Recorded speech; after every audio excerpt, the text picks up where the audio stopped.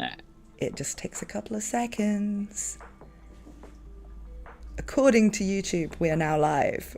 Yay! Hello, Let's everybody. go! Sorry we're a couple of minutes late. We had some technical issues. It But happens, it happens. I have got for you lovely people JoJo today. Look at him It's in me. all his zombie glory. I am technically a puppet. I am a puppet man. A puppet man. I am a puppet man. I am the man of puppets. And But yeah. I was hoping that today we could talk a bit about the last season of anime and the new season that's coming, because JoJo does a lot of seasonal anime type content, so he probably knows his stuff, I would have thought. I do. I actually know quite a bit about this season. I am like the go-to seasonal guy, which is good. Yeah, that's very helpful to me because I've only been watching about 3 shows this season. I haven't been very good, so I feel it. This season's been a bit like I don't want to say like lackluster or anything, because it's not. It's definitely not. But it's just like there's not been like every show that hits really hits, but there's a lot of like kind of mixed in there. Like a lot of like, yeah, it's fine. All right. Which ones have you been watching then? Because I've really only been keeping up with Attack on Titan, obviously. My Dress Up Darling, Miss Koroitsu of the Monster Development Department, and recently the last few days I've been catching up with the Genius Prince. So other than those, I haven't really been watching a lot of seasonals this time around. So tell me what you've been watching.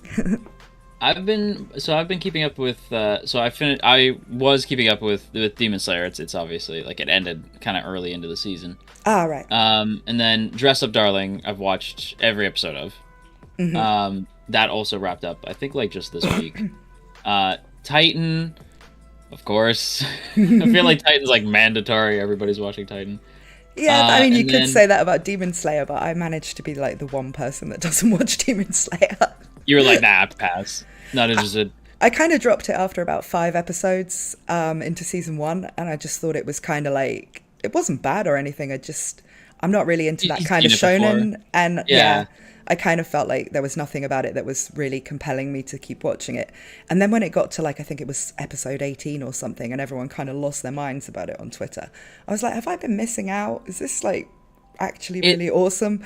And yeah, I've never really bothered to go back and watch it. So that's funny. Like it is definitely one of those shows where like it takes a bit to like get going, you know, where it's like, okay, well, like what are we doing, right? Like I just gotta watch it because I'm like the shonen guy, right? So I was like, yeah, I like shonen stuff.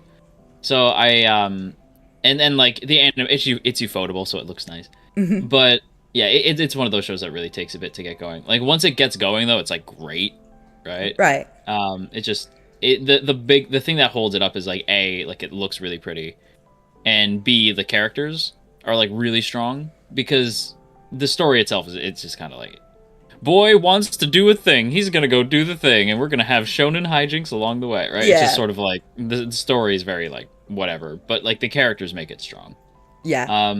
But yeah, so I was keeping up with that. And I also kept up with, for a bit, I did end up dropping it, but World's End Harem I kept up with for a bit. I watched a few episodes everybody of that. hyped it up. I watched that for the first, I think, few episodes, mainly out of this kind of like, this sense of, it sounds like something that resembles the novels I used to write, let's just say. And that's funny. And when I started watching it, I was like, I could see so many ways it could have been done better. That I was that's just a big like, thing for me too. It's like, this isn't bad, but the storyline would have been better if they'd done the protagonist a bit differently. And, you know, as someone who used to write lewd harem novels, I was like, they're not quite hitting the mark with this, you know? Yeah, it was very, and I did know that. I did know that you used to write those. Yeah. Yeah. And like, yeah, because this was like, I'm pretty sure I said in one of my World's End Harem videos is that I was like, I would love to pick Natalie's brain and see what she thinks about this. Because I was like, I don't know if this is working. Because I remember everybody was like, World's End Harem's going to change the game. Ecchi's going to be different after this. Right? And I was like, really? right? Because everyone's like, it's gonna be like interspecies reviewers, where like the landscape changed after it came out, and I was like, no, I wouldn't say okay, that. I mean, yeah, interspecies reviewers had the comedy thing going on as well, which, yeah, you know, made it kind of entertaining in its own way, as well as mm-hmm. having all the etchy stuff. Then, of course, you had Redo, which had the sort of edge to it as well, you know. But World's End Harem just kind of, it seemed like a rejected plot from one of my novels. It just felt like, because I, like, on paper, I was like, okay, this is cool. Like, the first episode, I was like, okay, I'm in, right? Yeah, yeah. And then and I was like, this is really cool. Like, I remember covering the first episode saying, like, this is really cool. I wish more people were watching this. And then the second episode, I'm like, okay, we're kind of, like, we're getting a little deeper into it. There's, like, mystery going on. Okay, Yeah, cool. Yeah.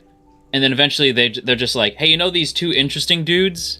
Like the first guy to come out and our main character? Yeah, screw them. Yeah. We're gonna focus on this new kid for a bit. Yeah. And I was like, who is he? And he's the worst. And I was like, oh, I don't care anymore. Like, I just immediately stopped caring. Yeah, it's such a bummer, because I liked, like, the idea of, like, all men are wiped out and there's, like, a time limit, and yeah, the fact that the main character is like, I don't want to do this. Like, I don't want to. That was just, my like, problem with it. That yeah. was like the fundamental flaw, was that the main character wasn't into it. It's like, yeah, why would you write? Like, no. Why would you write something like that? It's like, he's got to be into it for the plot to work, you know? Because the thing that I liked was that I was like, at least, because to me, I'm like, okay, if your partner, right? Like, because he's like, I'm saving myself for my partner, right? I'm like, okay, if your partner is, like, a good person, in this situation, I don't think she'd care, right? Like, yeah. if you were like, hey, I have to sleep with these other women, otherwise the world ends. Yeah. Right? It's like, I feel like she's probably going to give you the pass, right? Yeah. Like, so that was my thing. It was like, I don't really like that. And he doesn't even know what she's been doing in the time that he was, like, no. You know? So it's like, yeah.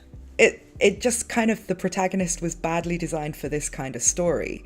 You need to, like, when you write these kinds of stories where the point is that there's going to be loads of ecchi stuff going on, as well as the kind of mysteries and other plot, you need to basically facilitate the ecchi stuff with your main character. Yeah. So they have to have a reason why they're fine with having lots of partners, having a harem, doing all of that. Yeah. And the premise sets it up for that, but then the protagonist is like, oh no, I'm saving myself for this girl. That it's like, no, shut up.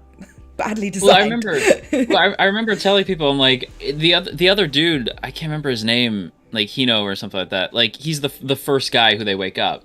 Yeah. He's into it. He's great, but he's not like a dick. Yeah. Right? Which I was like, I appreciate. Like, when he comes out, he's like, you know, like, he does the thing, but he, like, when he's doing it, he's like, hey, are you okay? Is everybody good? We're all good? We're all having a fun time? I'm like, look at this, man. Just checking up on everybody. You know, like, you good? We good? Everybody's having fun, right? And I'm like, yay! Right? And he, like, when he has, like, one of the girls ends up getting, like, preggers, right? And he's like, look! Like, I have a kid! And the main character's like, that's awesome, right? Like, it's very, he's like, ah, right? Like, it's just a nice, like, I liked it. I was like, this is wholesome and nice. But, like, the wholesome moment in World's End Harem. Yeah, wholesome moments in World's End Harem, right? But, like, it was weirdly wholesome. And then, like, but then the MC, like, every time somebody comes on to him, he's like, no! And they keep going. I was like, you're making what should be, like, this fun, ecchi series, like, very uncomfortable by having him say, like, no. Yeah. Right? And I've seen people be like, well, it's his choice. I'm like, yes, but he's not real. Yeah. So you can make him say whatever you want. See, what I would have done is have, like, the character just be single from the start, but have, maybe it's his sister he's looking for or something, you know, so there's, you know, a reason why he's looking for another girl, so you can have all the mystery, but without that preventing him from getting into the whole situation, you know, because that would have made the ecchi work better. 100%. You could have had him be like Polly. You could have had him like if you want to keep the romance, you could have had him like understand the situation, because like the situation is dire in that show, right? So it's like, okay, you have to do something. It like, the thing that I'll give him credit for is that he does say, like, if I can't find her within the month, then I'll go along with your plan. Right? And I'm like, okay, like, that's fine, right? But also, like, I'm not gonna lie, the main girl was so much, I was like, the main girl is so much cooler than the girl you're pining after. I'm gonna be honest. Like, it's, I was very like, I don't I wasn't.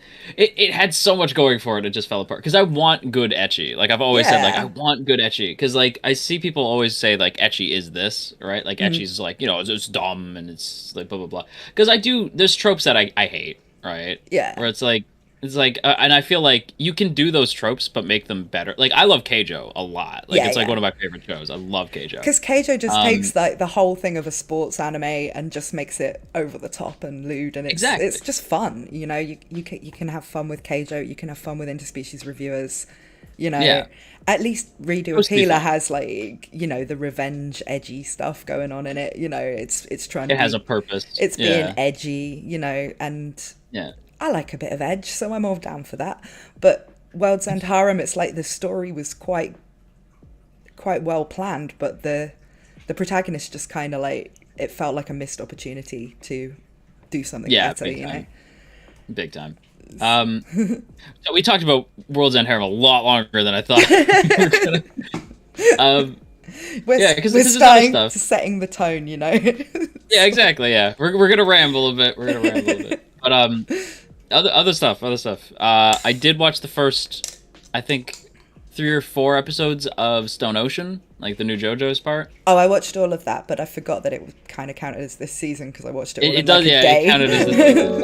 Well, like, I don't know. I could complain about Netflix's model a lot because, like, I do agree with the fandom where it's like everyone's complaining because it's like, okay, JoJo's used to be really fun because every week you'd have this fun, exciting thing where it's like, whoa, like this, like every week there's like a new stand battle, right? Yeah. But because it's seasonal, but when you put it all in one chunk, you kill any kind of momentum the show had because I don't see anybody talking about Stone Ocean when they really should be. It's been great so far. I mean, I made a video reviewing it, but I felt like I had to binge watch it the day it came out, make a video about it, and then nobody really watched it because nobody was sort of searching for content about it.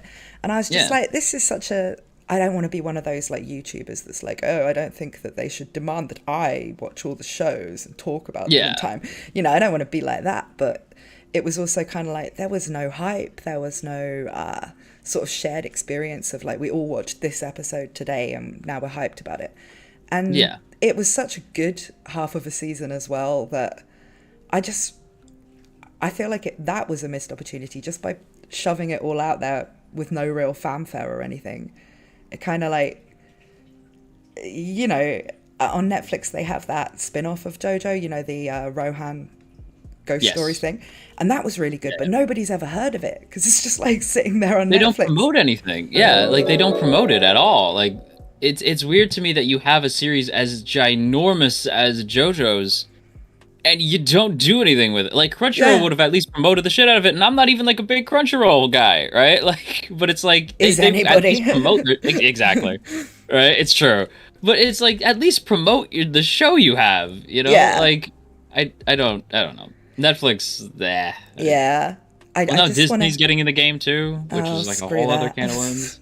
Like, they got Black Rock Shooter coming out next season. I just gotta give some... Ara-aras to people for the super chats. This is what we do on this channel. Ara-ara. Thank you, Hoystein.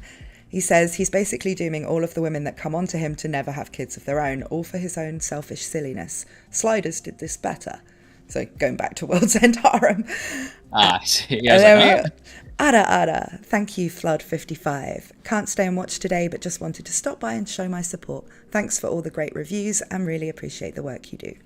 Thank you. Yay! They'll probably try and make you say the ara at some point.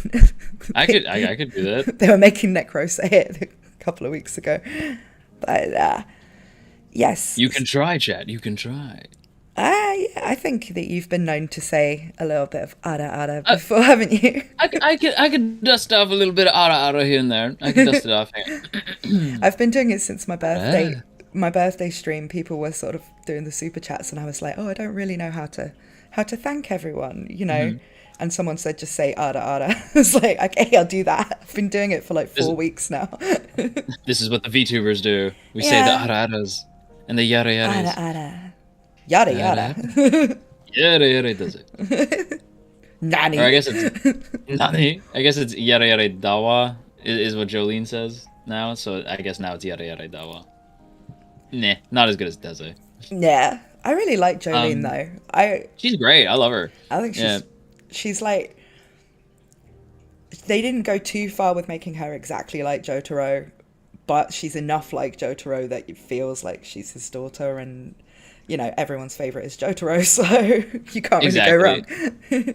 It's nice to have, like, because it was nice to have, because I did get to the part where, like, I don't want to say too much, but, like, I did get to the part where he shows up and everything with Jotaro. You see him in the trailer, that's not a spoiler, chat. Yeah. But, like, I got to the part where, like, he shows up, his stuff happens, right? And I was like, you know what? I'm glad that he's there, but he doesn't, he kind of does what he does in part 4, where it's like, he doesn't take up too much of the screen time away from the current JoJo. Yeah. Which I like. Right? Yeah, no, I thought that was a good balance of, you know, the fan service of getting some Jotaro without it, you know, making you wish that Jolene wasn't on screen so you could see more Jotaro, if you know what I mean. Exactly. Yeah, exactly. And, well, in the setting's cool. I like the setting. I like the cast. Like, it's cool. Yeah.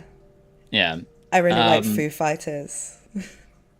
I barely got to see Foo Fighters as of where I ended up, like, leaving off. I think it was, like, episode 4 or 5. Like, so I hadn't, I didn't get to spend too much time with Foo Fighters, but, like, everybody's told me, like, you're going to really like Foo Fighters. So I was like, okay, cool. I think you will. I think you will appreciate it. But yeah, you should probably watch the rest of it, because otherwise I'll be spoiling. And we can't do that. I definitely gotta check it. No, of course not. I get enough spoilers with friggin' Titan stands already, so no. Well, yeah, I mean, I have read the manga of Attack on Titan, but I'm not going to be talking about that. No. I feel like I've read it. Based off the amount of people who have just gotten angry at me, and, like, literally, like, I've been having people just straight up drop spoilers, like, just, like one-line spoilers, right? Where I'm like, cool! Just, like, thank you for that. The Attack on Titan fan base is the reason why I don't really cover Attack on Titan anymore. Yeah, they are an interesting bunch. I say that I did make an Attack on Titan video yesterday, but I don't cover the anime at all anymore. I was covering the manga when it was coming up to the ending. And it's I remember those videos, man. Those videos were doing well, but I was just like, I hate this. I hate having to interact with people about this. They, like, and I say this, like, when I say, like, I want chat to know that I'm not saying the entire fandom. No, right? no. Like, there's a very specific type of Attack on Titan fan that we're talking about. Exactly, yeah. There's a difference between a fan and a stan, is what I'll say. Like, and yeah, like, basically, if I say anything about Flock at all, oh god, the positive Flock or negative, like, oh yeah, like, because I don't like Flock, right? But, like, I do at the same time. Because to me, I'm like, Flock is wildly entertaining as a character. Well, right? He was. Yeah, like... No, that's not a spoiler. That was in last week's episode. Exactly, yeah. Like, well, that's the thing, too, right? Because I cheered, right? I was like, yes! Right? Like, I made my thumbnail, I just put ding dong on the thumbnail. Someone's like, is that a Wizard of Oz reference? I'm like, yes, it is! The witch is dead. Right? Because I was like, screw him. Right? But, like, because I said, I'm like, I hate this guy. Like, because he's one of those characters who, like, I feel like he was written for you to be like, oh, you're so frustrating, right? Like, every time he's on screen, I'm just like, I want to deck him in the face. Yeah, but some people actually love him. Some people think, like, he's this, like, big hero and all this stuff. I'm like, what are you talking about? Right? Like, it just, I can't even get into it. Yeah. Because, but yeah, anytime I say anything about Flock, they react by just, instead of getting angry, they just leave spoilers. And when I'm like, dude, they go, like, they're like, we stand with Flock or all this stuff. And I'm like, oh my god. And I just, like, try to delete the spoilers because I don't want other people seeing them. Yeah. But it got so hectic that I had to just, like, stop. I was like, no, I can't deal with it anymore. Yeah, King Flock. Somebody in chat said King Flock. Like, everyone's like, King Flock. And I'm like, oh my god. So I had to just, like, I was like, okay, forget it. There's just gonna be spoilers of these videos now. I just can't deal with it. I mean, I think, like, Flock is... I'm glad he's in the show, you know, he's an entertaining character. I really like him as something to watch, but there's a lot of people that have this, like, weird idea that he's, like, right and that you're supposed to be, like, rooting for him or something. Yeah, and I'm like... And I was like, I don't want to say, like, I don't want to say what he is, but I'm like, he's... Because it starts with an N. Yeah. Because I was like, he's like... he's literally supposed to be representative of that very hateful group of people, right? And everyone's like, yeah, but he's right. I'm like, what are you talking about? Right? Like, oh my god, what are you talking about? Right? Because it's when I've seen people be like, they're like, Isayama's trying to say that he's right. What show are you watching? Yeah. Right? Because I'm like, there's no universe where that's what he's saying. At least so far. I can only speak as an anime only, but there's no way that's what he's saying. Like, I can see I can see someone rooting for him because it would be an exciting way for the show to go. You know, like, you root for the rumbling because you want to see it, you know. You want to see it, yeah. Because I wanted to see it too, right? Because I'm like, we've been talking about the rumbling for so long. I kind of want to see it, even though it would mean death and destruction for everybody, right? Yeah. But I still wanted to see it. Yeah, I mean, if you have the choice between you get to see Zeke's ending, where everyone gets, like, made infertile and dies out slowly, or you get to see the rumbling. Of course, you're gonna want to see the rumbling. You're gonna want to see the rumbling, yeah. Now, that said, I did see like a video you put out. I couldn't watch it because I was like too nervous for spoilers. Oh. But I did see where it's like Zeke was right. Yeah. And I was like, yes, he was. I just wanted to sort of talk about it from like if you have to apply this logic to a real scenario, Zeke's is the more ethical solution. Yes. 100%. That was all. I wasn't like, I want this to happen in the show. I mean, I know what happens in the end, you know, so I wasn't trying to like propose that would have been a better ending or anything. Yeah. I was just like, everyone talks, and then people in the comments were like, well, that means you support genocide. I was like, well, of course, not as much as the people who support the rumbling, you know? Yeah, well, like, and like at this point, like, because I see people be like, oh, like they're bad, they're good, they're bad. I'm like, there's no good and bad. Like, it's literally just like who is the least wrong at this point, right? Yeah, I think. And I'm sorry, like Oniya Capone rightfully calls him out, where he's just like, oh, so you guys were getting picked on, right? Like the world was against you guys, and your reaction is kill everyone. Yeah, that doesn't come off as xenophobic to you. Right? And like when Oniya Capone said that, I'm like, that's my guy right there. I was like, that's my boy. Yeah. But then Flock was like, first of all, again, I love this idiot because every time Flock thinks, like, I love Flock because he always thinks he's right. Yeah. You know? And then but he gives like the big hero speech where he's like, we like these people, blah blah blah, and then Peak just runs up like, hey guys, how's it going? And just like plows through everybody. Yeah. And that moment where he's like, where's Mikasa? And I will give that man credit. Last week, he was kind of a champ. Like when he was like flying through Peak and Falco, whatever. Like he actually, I was like, I was calling him a coward for a long time. That's not true anymore. No. He did go out like a proper Chad, but like you know that was. And Gabby with her like what is it 4-0 now? Oh God, I still hate Gabby. I have to say. A lot of people, like, I know a lot of people who still hate Gabby. It's like, not for any even reason now, I just hate her, you know? Sometimes you just don't like a character, right? Or you're like, yeah. I didn't even like her, like, before she killed Sasha. I was like, oh, this character gets on my nerves. But she really bugged me, and I'm like, I usually don't like kid characters in anime, I just kind of find them annoying. Yeah, me too. Right? I think that might be what it is, but she was also, you know, quite... you know, kind of like a spoiled little brat, you know. And exactly, yeah. Everybody like kind of just like constantly like made her feel like she's the best and blah blah. That's why I liked Falco, right? Because I'm like, you're a good kid. Yeah, right? Falco is a good boy. Yeah. And then that's why everything that happens to Falco that's like bad, I'm like, Gabby, like it's always Gabby's fault, right? Where I'm like, ooh, right? And then by the end, it's like, okay, I'm glad you learned your lesson, right? Because it's like, oh my god. But like, I'm glad you learned your lesson as death and destruction falls upon all of us. But you know, better late than never.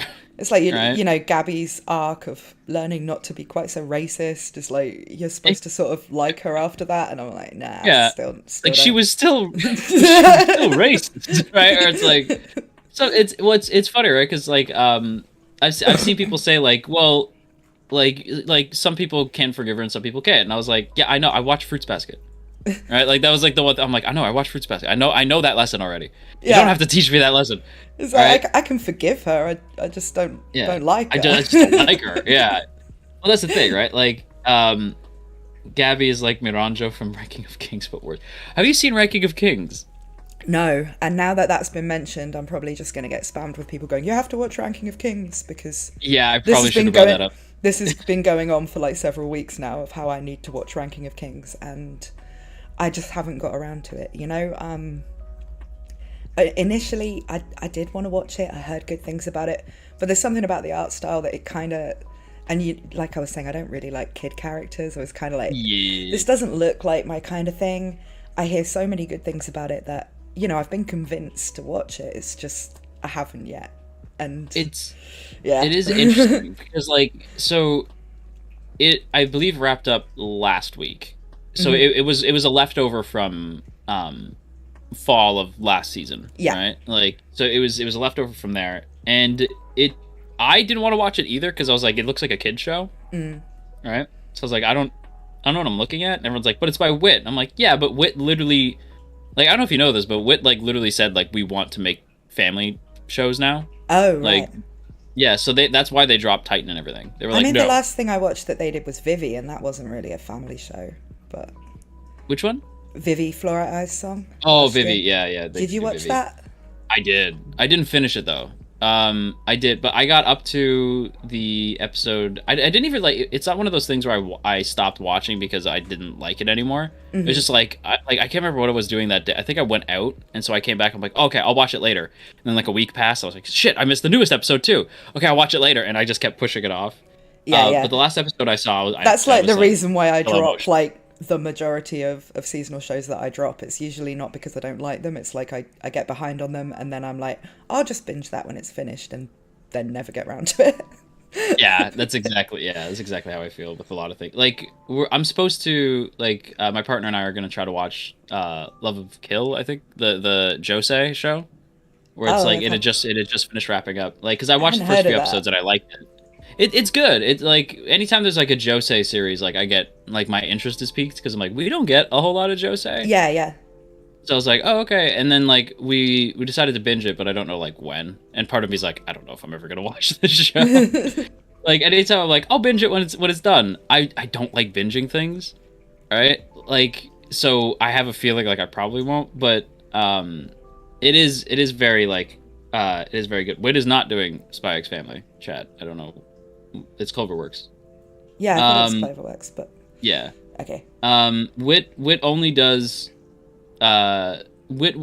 projects they wanted. Wit has reached that point where they could do whatever the hell they want. Mm-hmm. Right? They don't have to take on KyoAni, right? Where it's KyoAni could do whatever project Oh, they want. yeah, They don't yeah. have to. They don't have to do grunt work anymore. So they only want to do shows like Ranking of Kings, kid shows, because they gave up Vinland Saga and Titan to Mappa Yeah. because they were we don't want these, which then, is I don't know if crazy to it's me. necessarily the kids show thing, or maybe just the art style is a bit more. They have a bit more freedom to be kind of creative with it. It's not quite so. Yeah. You They wanted it to look like a storybook. Yeah. And it that's kind of definitely showed. what I don't really like about the art style. I mean, it reminds me of Ghibli movies and stuff, and Yeah. I'm one of those weird people that doesn't really like those. So, I want more edge. I want more waifus, Yeah. Exactly. That's how I feel too. I've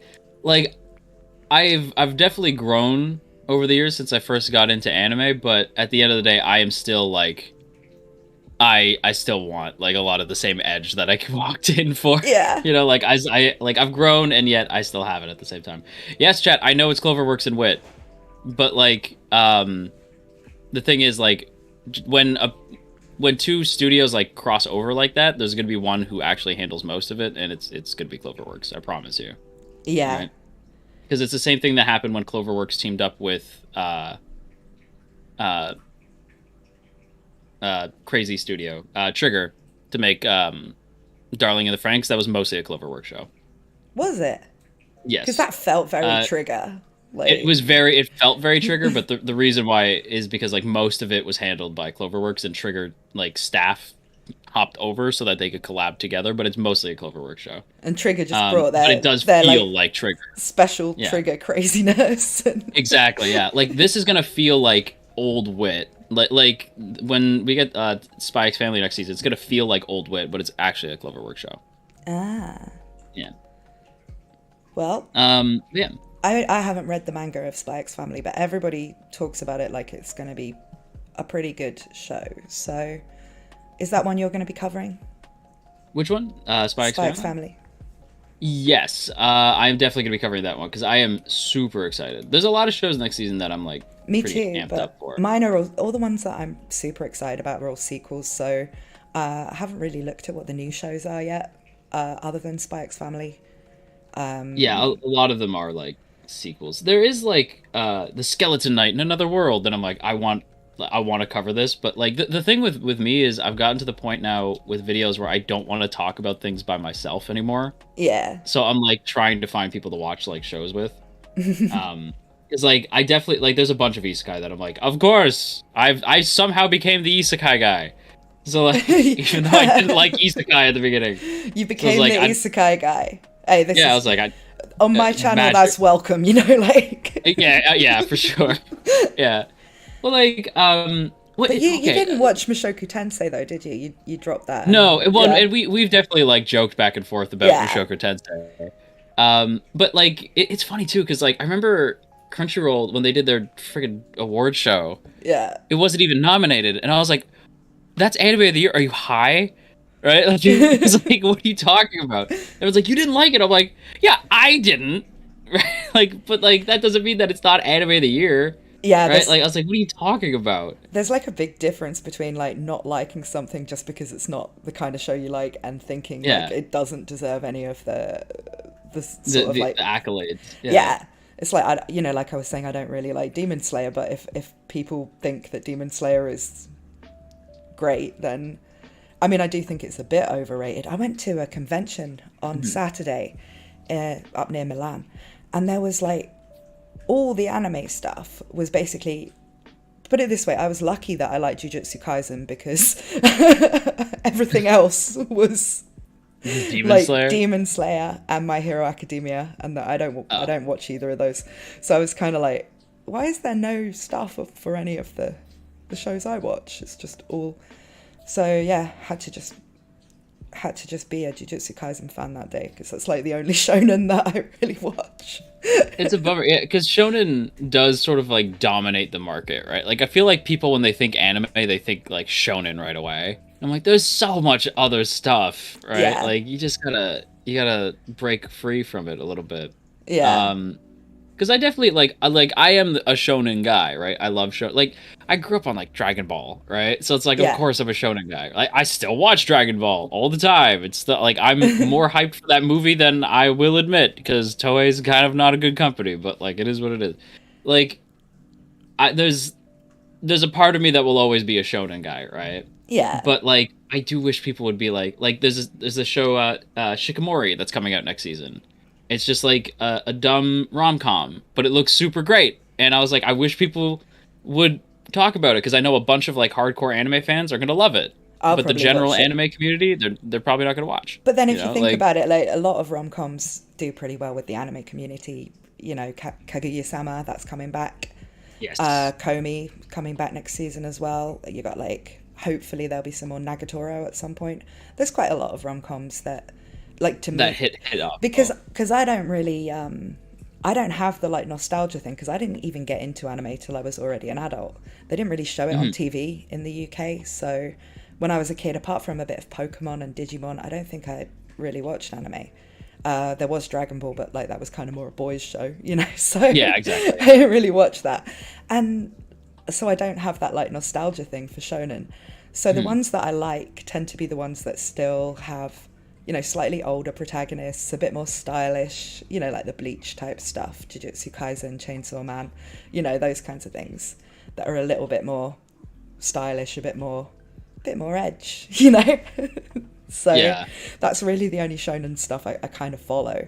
So when it comes to things like My Hero Academia, I'm like, okay, or Black Clover, although Black Clover has the most banging OPs. It really does. It's amazing. I just, when I'm working out, I like to have, you know, a bit of hype music from some anime, and there's just like anything from Black Clover will work, you know. Oh, 100%. Like there's so many like there's so many OPs from Black Clover, and like that remind me of OPs from like Bleach, where I'm like, yes, right? Like every time I'm just like, this is good. Yeah. And that's coming back, and when it comes back, I will cry man tears. Like, for Bleach. because like Bleach, everyone I know was like, really? And I'm like, yes, because like I was one of those people who's like, Bleach, you know, like, because I watched it when it came out, Bleach and I was like good, a big though. fan of it. It is, yeah. So I was like, I watched it when I came out, you know, it's overhyped and blah blah blah, and then the trailer came out for like the new season, or that no first that one shot came out that teased that the manga might come back. Yeah. And I was like, oh, and then they announced the new anime. And I was like, okay. And then the new anime came out. I'm like, all right. And I went back and I watched some of the Bleach fights, like just some of my favorite fights. I'm like, man, this show actually kind of slapped. I listened to some of the OPs, and I'm like, man, this is really great. And then that friggin' that trailer came out where they used the like #1 theme song. Yeah. It's like and I was like, oh my god, okay, I'm in. Because okay, I'm back. Like just immediately, like, yep, this is all I wanted. Because with Kubo, I actually still need to finish it. Like, it's so good. I think I watched like I only started watching it like a couple of years ago, and I just watch. You know, I go through a little chunk of watching a bunch of Bleach, and then get distracted by some other thing, and then go back watch some more. I'm hoping to get like up to date on Bleach in time for it to come back. But I'm around episode 70 or something, and Necro was telling me like it's getting up to a point where it gets a bit fillery. So I don't know. I'm gonna keep plowing through it, but I absolutely love like the style of Bleach, the characters. It's full of plot holes. It's full of like stupid stuff, but Kubo's just so good at making everything hype and cool that, I do think like Jujutsu Kaisen is like, I love Bleach updated for now, you know, like in terms of style and everything. And I absolutely love JJK. But other than that sort of niche of shonen, I tend to mostly watch, you know, light novel adaptations and isekais and rom-coms and all sorts of stuff like that. I don't really watch a lot of shonen. And so I am prone to saying like, oh, it's a bit overrated, because I go to some convention or something and there's just like bloody demon slayer everywhere. And it's like, you know. It washes out other shows that like could be like really worthwhile, you know. And then I was sorry, I got distracted because I was like I was scrolling through. I was like as we're talking, I was like scrolling through like what's coming out next season, because it's gonna be like, look at all like these great shows, right, that aren't One Piece, right? Like, not that there's anything wrong with One Piece, I'm just saying, right? Like, and as I scrolled by, I was like, Sentence of a Bookworm, that's right. Oh yeah, I'm gonna be watching that. But I mean, the main one for me that I'm gonna be talking about the most on my channel is probably Shield Hero. Shield Hero is coming back as well. But there's also Bookworm in terms of the returning isekai. Yeah. And then I can't look at Bookworm the same way anymore, because like it's the one show that I'm the most concerned about. Yeah. Because not just because I hear things about this season that I'm like, ooh, don't like that. I haven't heard anything about what happens next, but I don't care about spoilers, so. Oh, I will say, like, without saying too much, because I don't want to spoil chat. Like, don't spoil things them, I hear are like, you can spoil me. Okay, like it's I'm a little nervous about it, but also this show seems to give people the most strikes. Like, I've seen people get like community guideline strikes. I've seen people get like copyright strikes.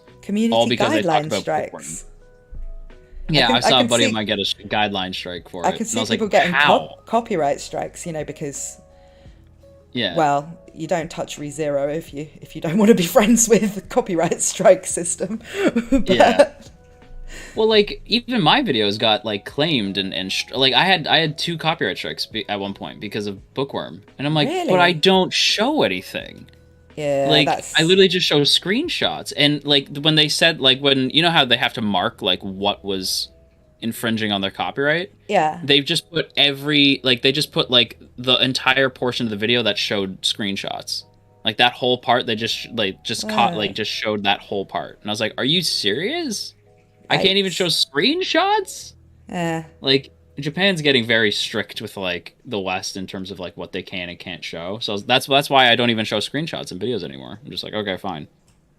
Like, yeah, I don't even know if I'm gonna cover it because I do want to, because like Bookworm is some of, I think, the biggest videos I've ever made were on Bookworm. And I do like it. I just, like, I'm not gonna lie, I don't like mine as a character. No, I find her like well written. Like I get the point Yeah. of why she's written that way, but yeah, she's kind of selfish and you know like.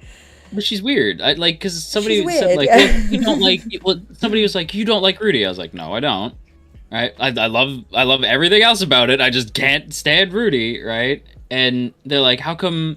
Well, then what about Bookworm? I'm like, I don't like mine either for like basically the same reasons. See, I mean, I do like Rudy later on. Rudy grows, supposed to yeah, like Rudy him, you know, definitely but grows, he ages a lot in the series, and I don't know that mine actually does, but No, mine. I'm not no, sure like because I've mine never just, read the light novels, but Yeah. you know, they've gone 2 seasons, and she's you've disappeared, and you're Oh, back. no. Oh, did I disappear? That was weird. I think you just leant okay. back, and it like warped you back. Oh, hey, wait. Can I do it again? No, I can't do it again. Sometimes I'll lean in a certain direction and I like vanish. Oh, there I go. There you go. I'm back. Okay, I don't know how I did that, It's but an yeah. amazing illusion. It's a spell. Yeah, it's I don't know. I could go off about book. Well, and also like I don't want to speak her name, but like she made me not like the show more, and I'm like, I used to like this show, and then you made fun of it by comparing it to Dr. Stone, and that vid. Yeah. I don't want to go there, but I was just like, no.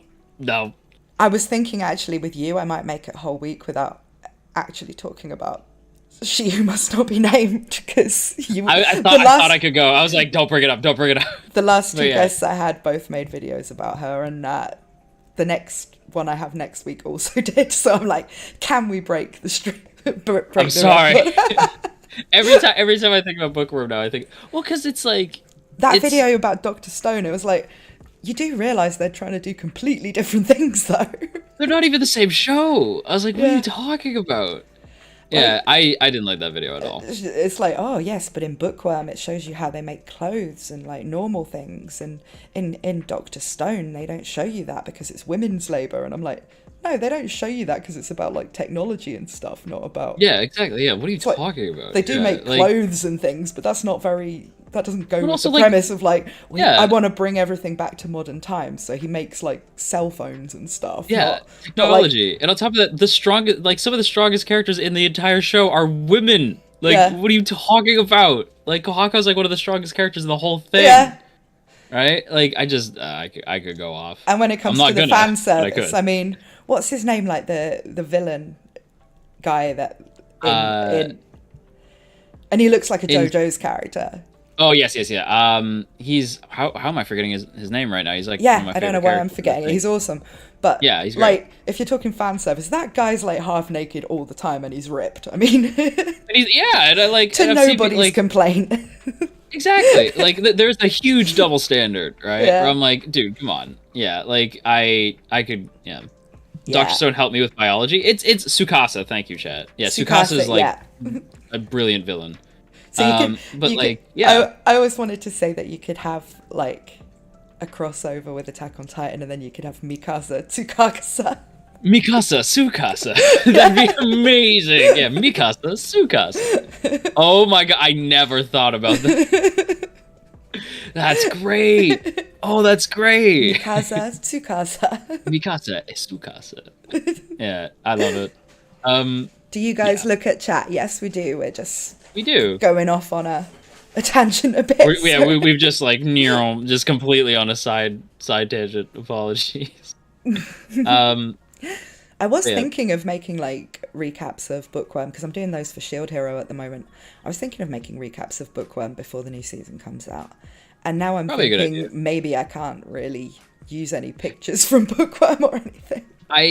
I would just be wary because like what am I supposed to do? Make like finger puppets and like reenact it or something? Yeah, like because I've seen people say like, what are we supposed to do, right? Like, and I've seen people make like little stick figures and stuff like that. And I'm like, this is lame. I don't want to do this. Yeah. Like, I'm just gonna be a VTuber. Forget this. Like, I mean, I usually do still use clips and stuff in my videos though, and other than ReZero because we all got so bored of being copyright striked for ReZero that now I just use still images in the ReZero videos. But I didn't get any problems from Mashoku Tensei.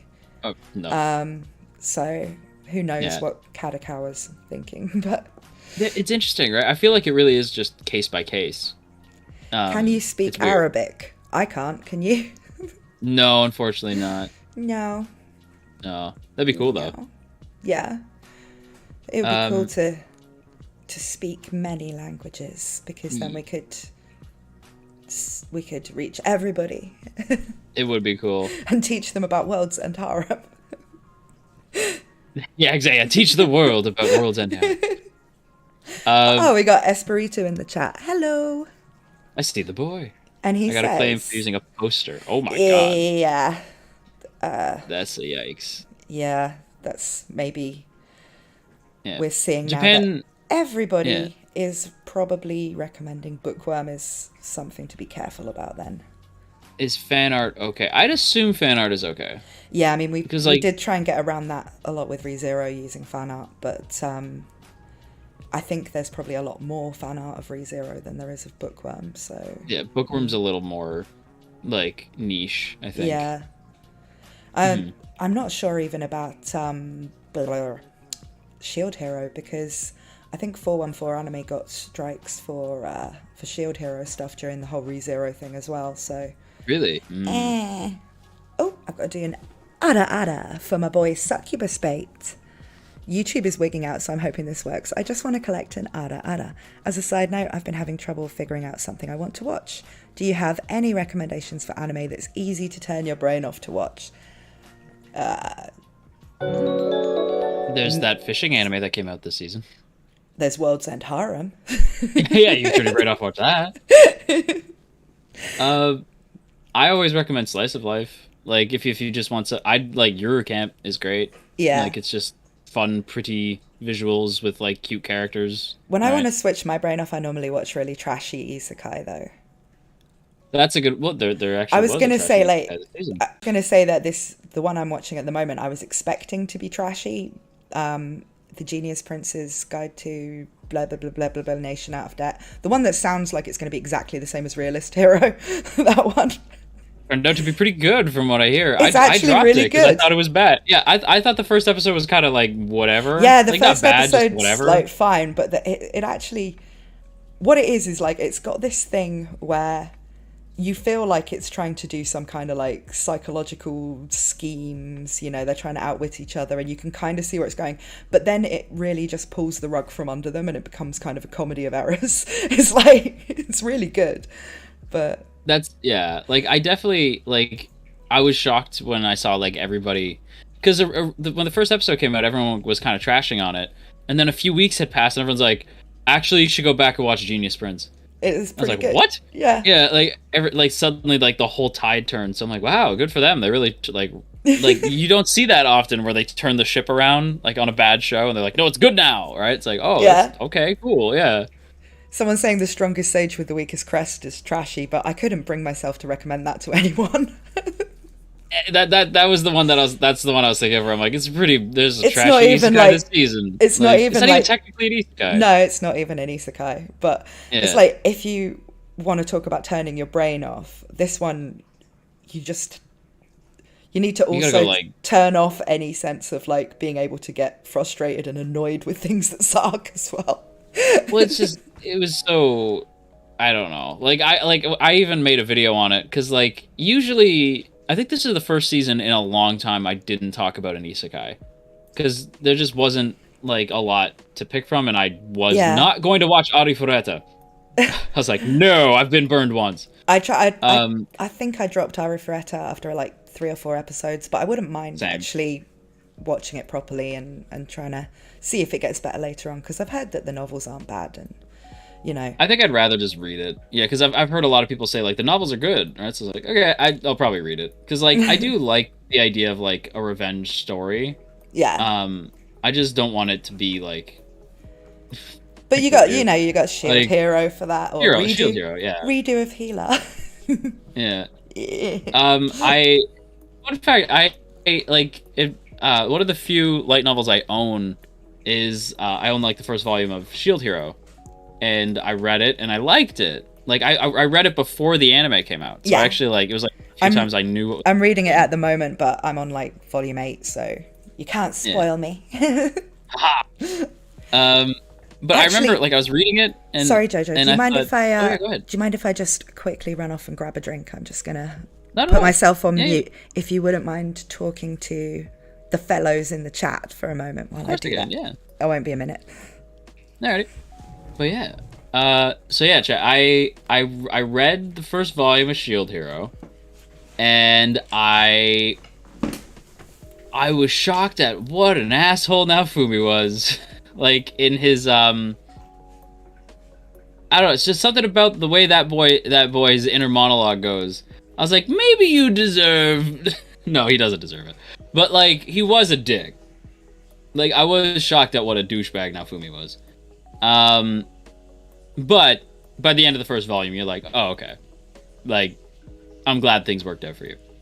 Only reason I dropped it is because I didn't really appreciate where the story goes after that, because I just thought it was I don't know. I just felt like because the first 4 episodes of Shield Hero, I no joke think are like the show I think does a better job than the light novels at like making you like Naofumi and care about Raftalia. Raftalia's a queen, by the way. But after those first 4 episodes to me are golden, and then everything after that I didn't like at all. But maybe it gets better again, because like it'd be like that when it'd be like that. Ara ara, I'll do an ara ara. You think you want an ara ara? You want ara ara? You want me to do an ara ara? Ara ara. There you go. I hope you're happy, Chad. Yeah, it does it. I've only read the Shield Hero manga. I hear the manga's really good.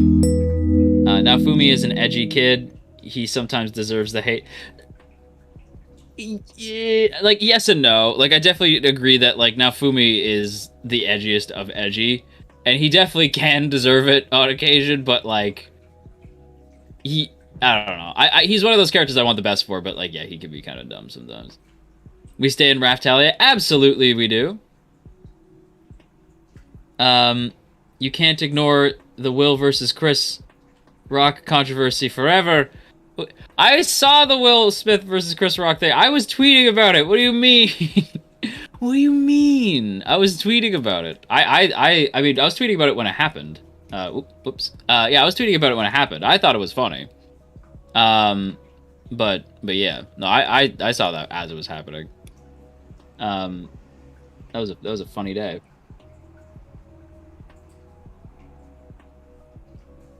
Yeah. Redo is a Shield Hero fanfic. It's something, alright.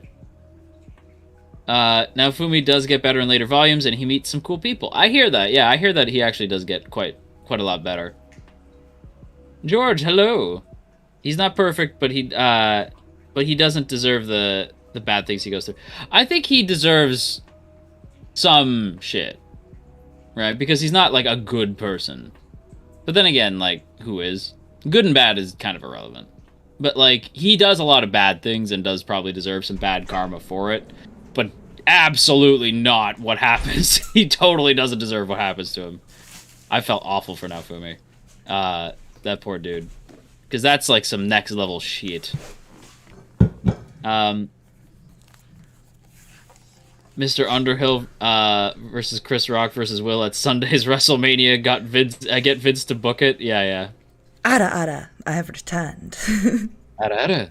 Welcome back. Sorry to leave you to babysit. I just needed to get my drinks in, because usually I have a stash of them so my throat doesn't start to sound too bad.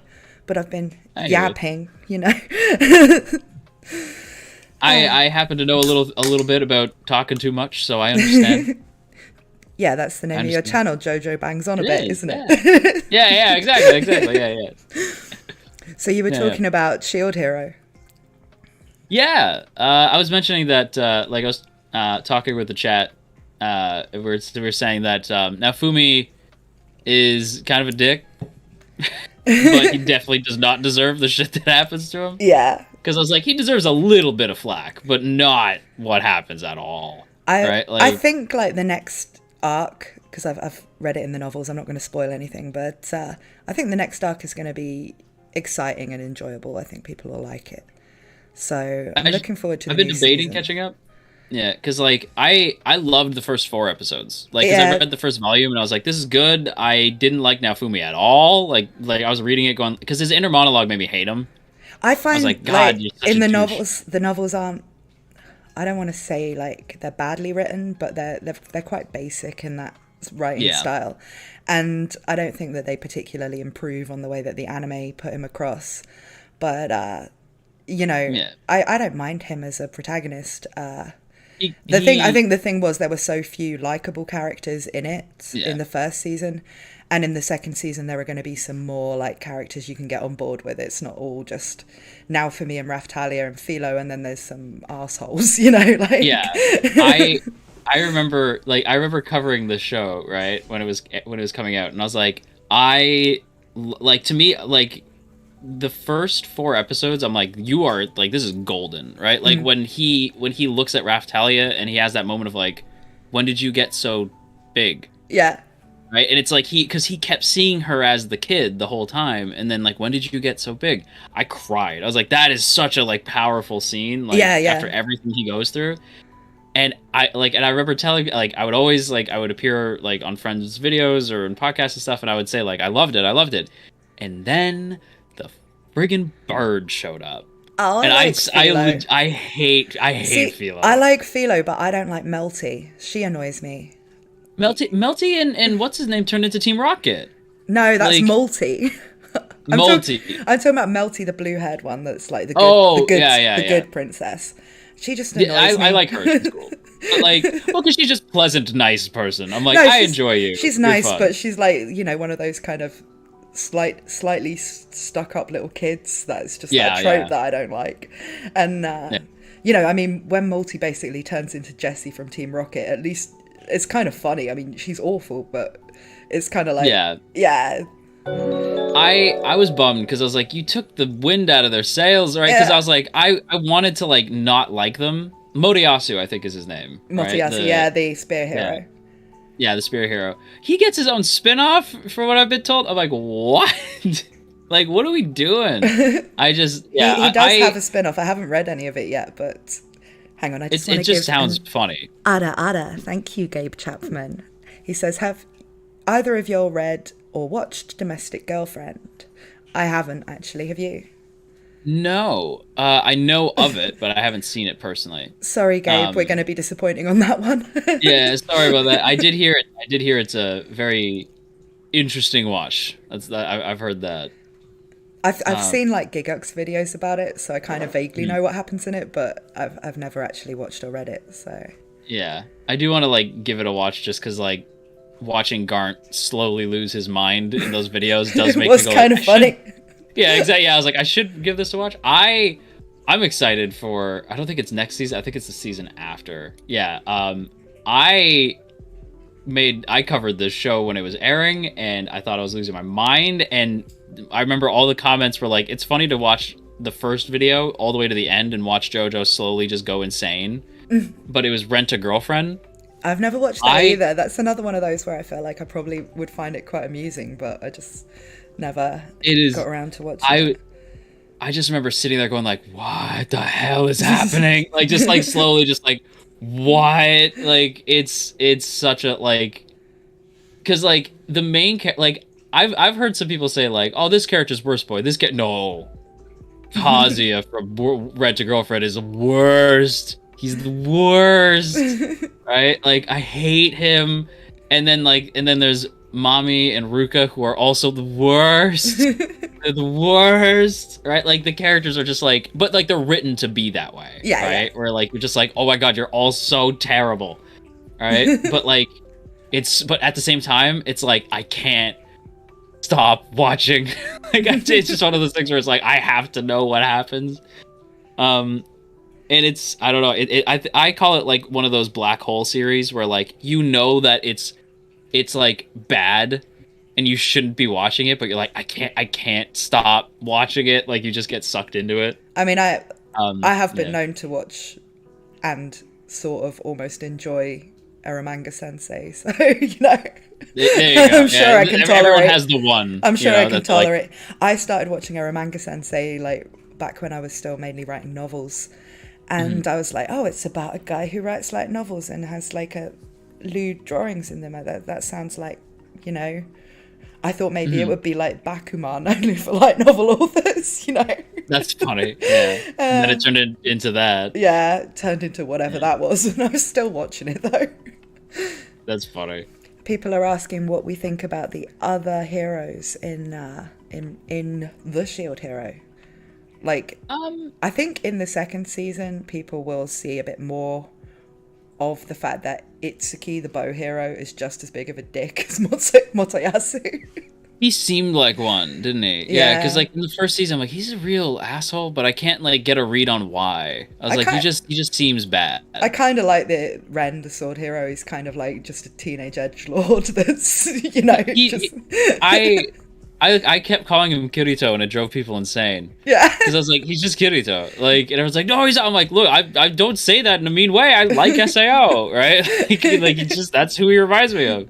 Everyone's like, he's not Kirito. I'm like, Kirito gets good. Shut up. Yeah, but he's like beginning of Sao Kirito. Yeah, exactly. Where he's early Kirito. I didn't want to tell them that. Where he wants to be like a lone wolf, and he thinks he's all, you know, he's all emo.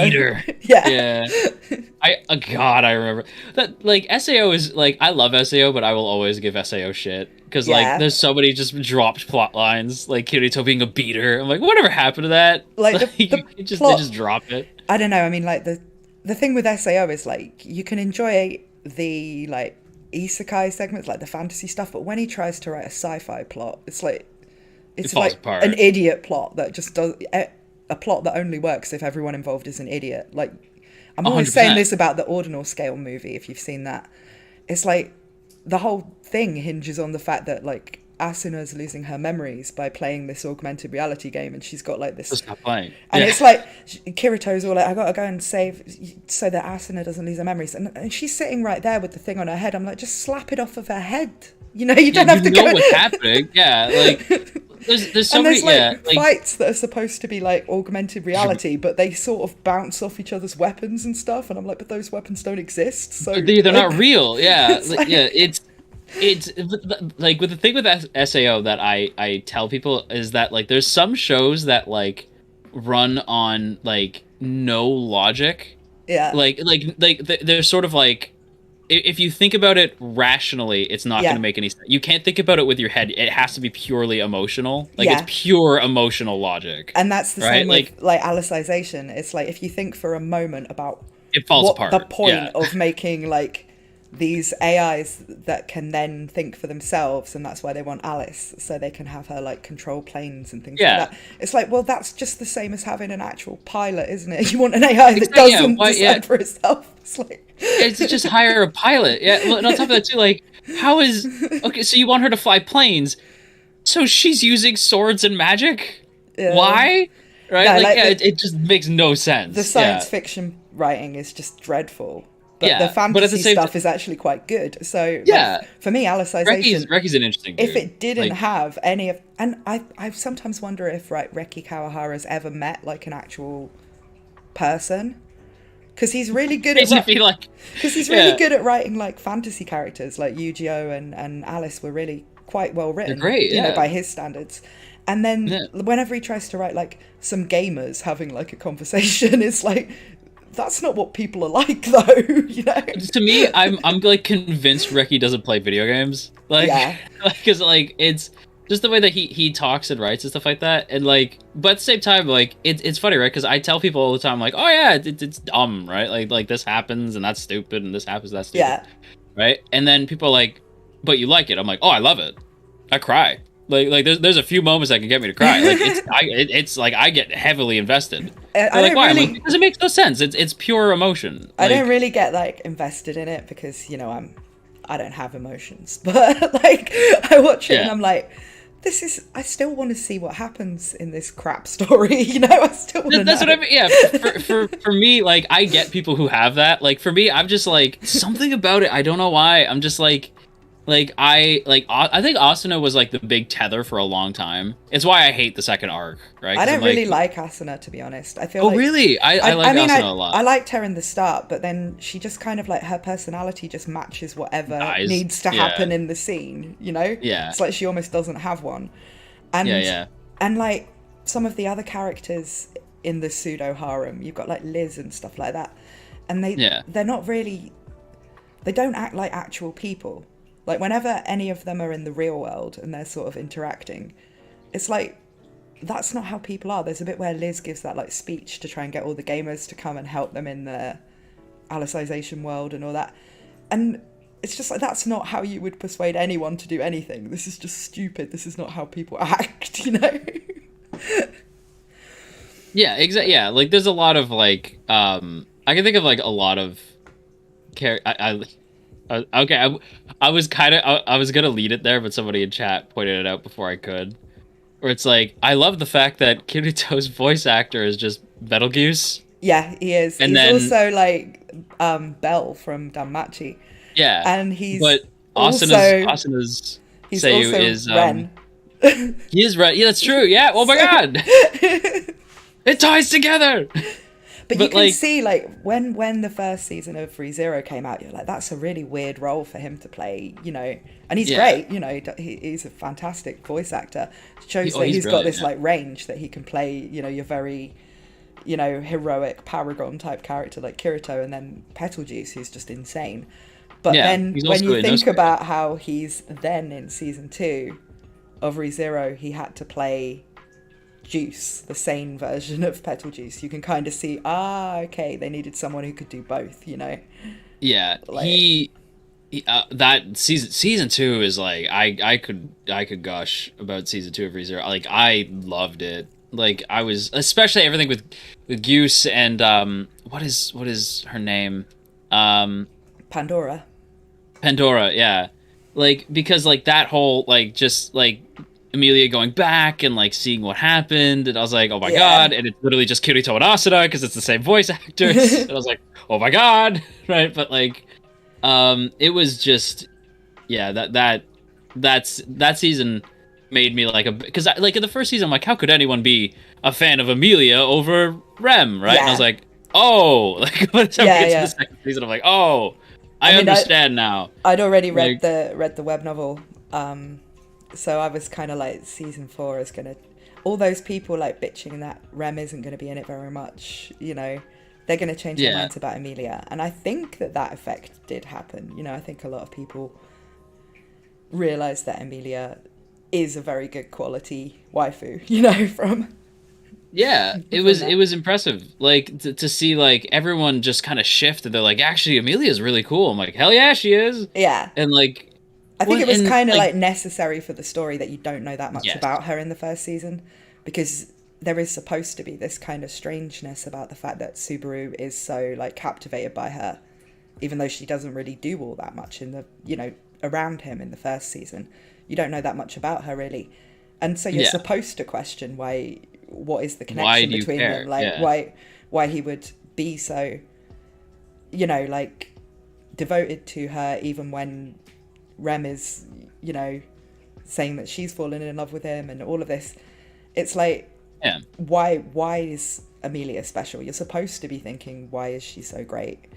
And then in the second season, she actually gets fleshed out, so we know why we're supposed to care about her. But it's still that mystery of like, what is it between her and Subaru? You know, like. Yeah, when like another big thing is like when I watched the first season, I was like, I like Ram a lot, and everyone's like, Ram's and I'm awesome. Like, yeah, exactly. Yeah, I was like, Ram's great. Screw you guys, right? Because everyone's like always like Emilia or like Ram, and I'm like, Ram, right? They're like, sure, right? During the first season, everyone's like, okay, yeah, sure, whatever, Ram. And then just trying to be a hipster, like, oh, you guys it's like you just like Ram because she's blah blah blah. I'm like, no, I like her because she's cool. I like her personality. All right, and everyone's like, yeah, whatever. And then season 2 is just like, hey, we heard you like Ram. I'm like, I do. They're like, cool. check this shit out, and she's like in most of the season. I'm like, yay! Right? Like, yeah, it was great.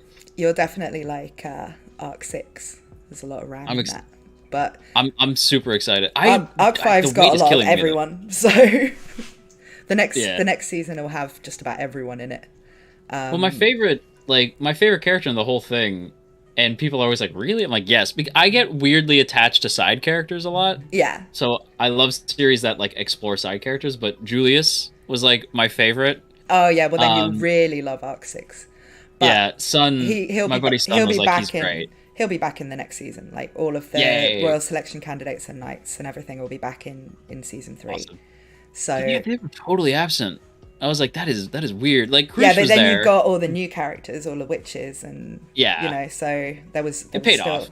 Plenty of characters. But yeah, the next few arcs will sort of be with different factions, so you will see the Royal Selection people a lot more. That's awesome, yeah. Because I missed their presence a lot, but like I didn't like I missed them, but like I didn't feel like, oh, we're missing out because they're not here. Because it was like, no, like the new characters actually like totally fulfilled like their old roles and stuff like that. Yeah, and then you get everybody comes back for Arc 5, and that's exciting. It's really hype. There's a lot of big battles. There's some new Sin Archbishops. There's loads of cool stuff. But that's cool. But it's not been officially announced yet. So don't know when it will be. There are a lot of rumors that I think come from credible sources that say it's already in production. So I don't think we're going to have a huge rate. But it hasn't been announced yet. So we still have a long time to wait, I would guess. 2040? God, I hope not, chat. We're not getting any younger over here, you know? Yeah, exactly, yeah. I'm gonna start falling apart over here. We'll be watching ReZero in like some cyberpunk future pod instead of watching it with our eyes on TV. Exactly. We'll be watching it in VR. Yeah. It'll be fine. Yeah. That's funny. Do you like Overlord?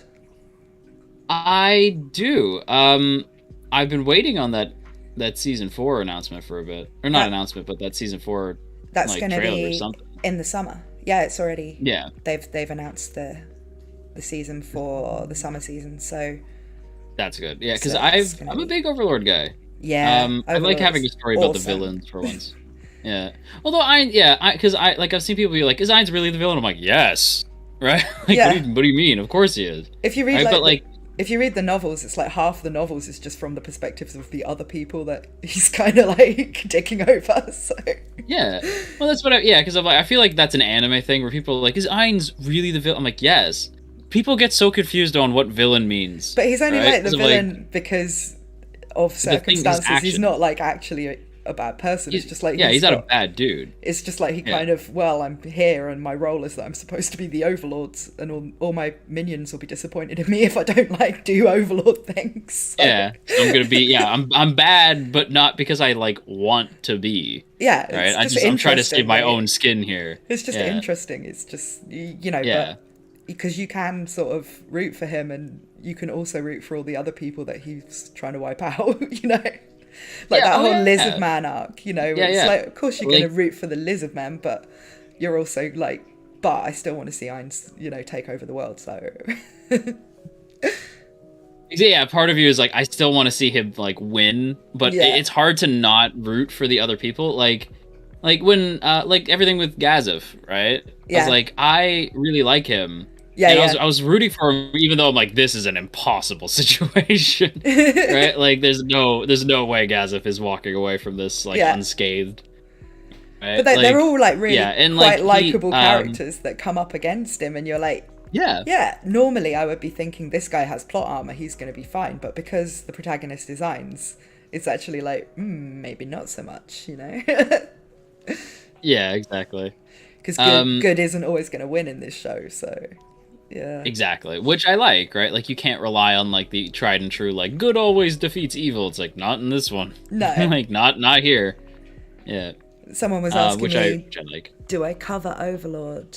Al Nahain Abid says, do you cover Overlord? And I don't at the moment because I'm still reading the novels. I'm aiming to get caught up to the novels before season 4, so I'll be covering it in the summer.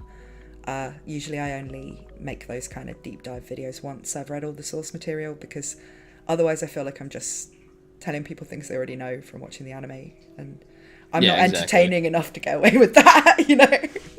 I feel you. Yeah, like I like yeah, like for me, I definitely like when I cover like different shows, I'm always like, don't listen to me, right? Because like I'm literally just giving an opinion. Because I've seen people be like, oh well, you said this and that's not true because in the manga it's this. I'm like, I know. Yeah. Right. Like I can only tell you the only things I can really tell you about is like what's going on anime wise. Yeah. Whereas like with your content, like I could definitely like I can go watch you and I know that like you'll actually have like proper info on everything, you know? Yeah, but it means I have to read, like at the moment I'm reading Shield Hero. I'm spending several hours a day, you know, trying to read through those in time for season 2. So that I can, if I make a video that's like, what's the deal with Ren or something, it won't have a bunch of people saying to me, but later on he turns out to be this or something, and I'm just like, okay, I need to know everything that people know that's out there so I can Yeah. Exactly. Yeah, you have to have all the info. Whereas if you just talk about the anime for the anime only perspective, I think people prefer that more kind of opinionated, more you know, like you do, where you review things basically. And I tend to be more like, I want to just analyze why the writing is good or bad. I want to like know about all the stuff. But if I just sort of give my opinion, I'll just be sitting there going, I thought that bit was good, yeah. You know, like I wouldn't be entertaining at all. That's it. It's tricky, right? Because like when I started, that was me, where I'm like, I like this. This was cool, right? And then like I watch back my old videos, I'm like, oh my god, right? Just like, please elaborate, dude, say something, right? Like, but yeah, I think it's a skill, right? Like anything, like when you get into like when I sit down, I go into like full podcast mode, where I'm like, okay, like I will elaborate on a big nothing burger for like hours, right? I can only do that when I'm talking to someone else though. Like if I, because all my videos are scripted, and if I try and do something unscripted, I tried it a few times when my channel was new. I just tried like watching something and then just recording my thoughts on it like you do. And I turn into Comey basically when I don't have anyone to like bounce off of, because I feel awkward as fuck just like sitting there talking to nobody in my house, you know, like it is so much like it is so much more enjoyable having like another person to bounce things off of, to be like, this was cool, wasn't it, right? And they're like, oh yeah, I loved this, and you're like, oh, I hadn't thought of that, right? Like just it's nice to have like someone to bounce ideas off of. And at least on stream, when it, even if you're on your own on stream, you can talk to the chat, but like trying to record something by yourself without a script, and it's like, well, I'm going to be saying a load of stuff that isn't all that like well researched or thought out because I haven't written a script, and I feel awkward. And you don't, there's that like rhythm where you don't want to tell a joke because it makes you sound like you think you're funny, you know, like yes, yeah. There's that weird kind of like, whereas when you're bantering with somebody else, you just say what you think, and if nobody thinks it's funny, you just move on, you know? It's like, you just kind of you're like, all right, that fell flat, let's move on. Do you want to address it? Let's just pretend that never happened, you know? Exactly. Yeah. That's funny. Yeah. Yeah. I don't have cat ears. I can't do the yeah. Wait, hang on, wait. Maybe I can. I have cat ears? I have cat ears on my avatar, and I have cat ears on my headphones. So, hang on. I'm gonna see if I have cat. Do I have cat ears? Andrew Sanusi is asking me, "Hey Natalie, I don't know if this question was already asked, but have you ever considered doing a gaming channel?"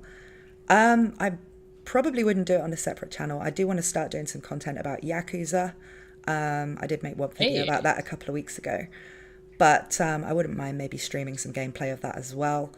The kind of games I play tend to be, you know, single player type things. I don't really play anything online or whatever. So I don't think that if I did a channel about gaming, it would be all that interesting, because I tend to maybe play a few games a year, and you know, because I play the ones that take months to finish, and it wouldn't be much diversity on my gaming channel, put it that way.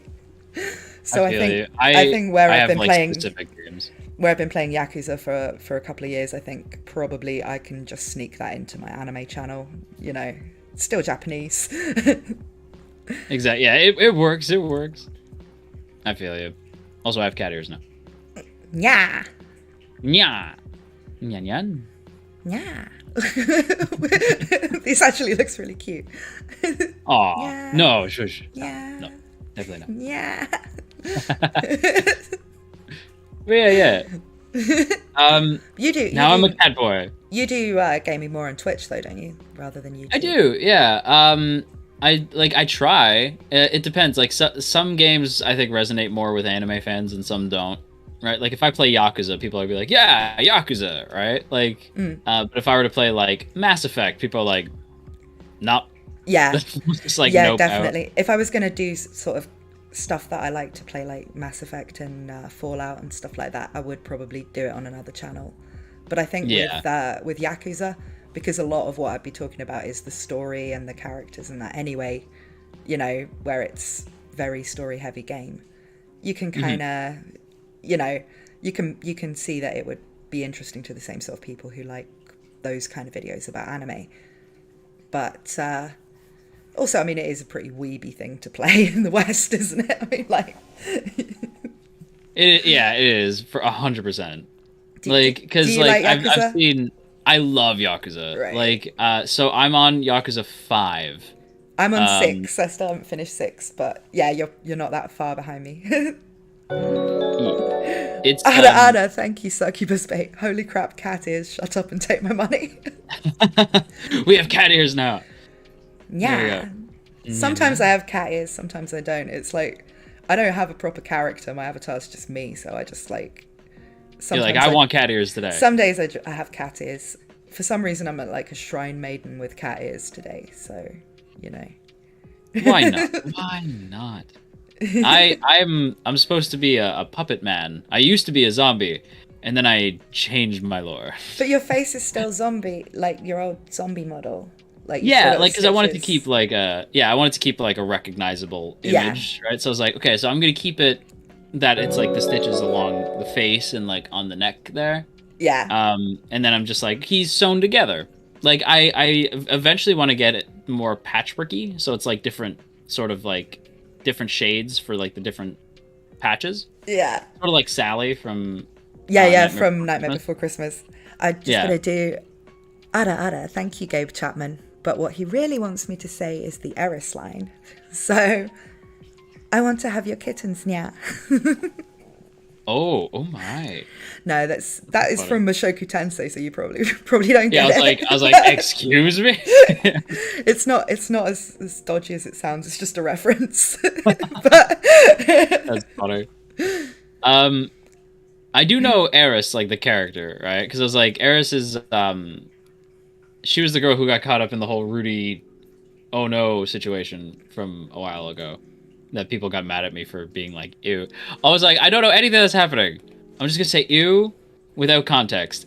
And Mashoku Tensei fans got very upset. And I'm like, listen, I may have crossed the line. It's like, listen, I don't know what happened.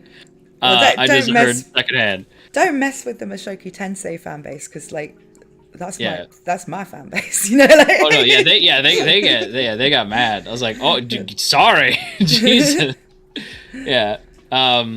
Now, mind you, most people were like responding with like, well, actually, this is like the full context. I was like, oh, okay. Yeah, I think like the thing with the Mashoku Tensei fan base is that it's not actually toxic at all. It's one of the more like wholesome fan bases. It is, yeah. I think like the audience have been waiting for this story to be adapted for so long.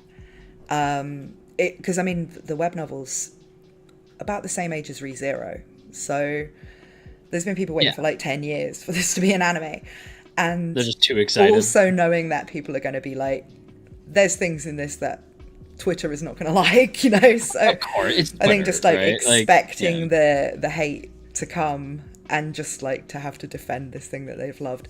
But they've been the Mashoku Tensei fan base has been really accepting of all the new fans that came in from the anime, like including me. I mean, I didn't read it until in between the two cores, and I took it seriously, man. I read the entire thing in a month, and I was basically just like studying Mashoku Tensei so that I could cover it to like the standard it deserves, you know, because the writing is really impressive. I mean, yeah, you know, I think like you appreciate like that it's good, even though you don't like it. You know, it's good. It's just not for you, kind of thing. Whereas like 100%, a lot of people are like, how can anyone like this filth? You know, it's like. Well, yeah, that kind of thing blows my mind. Yeah, you know? Well, because like when I said like you know me, I'm a shit, right? So, like I was like and like usually when I tweet things out, I assume like my followers will see it and they'll get a chuckle. But like I think because it had just happened and like it was still trending,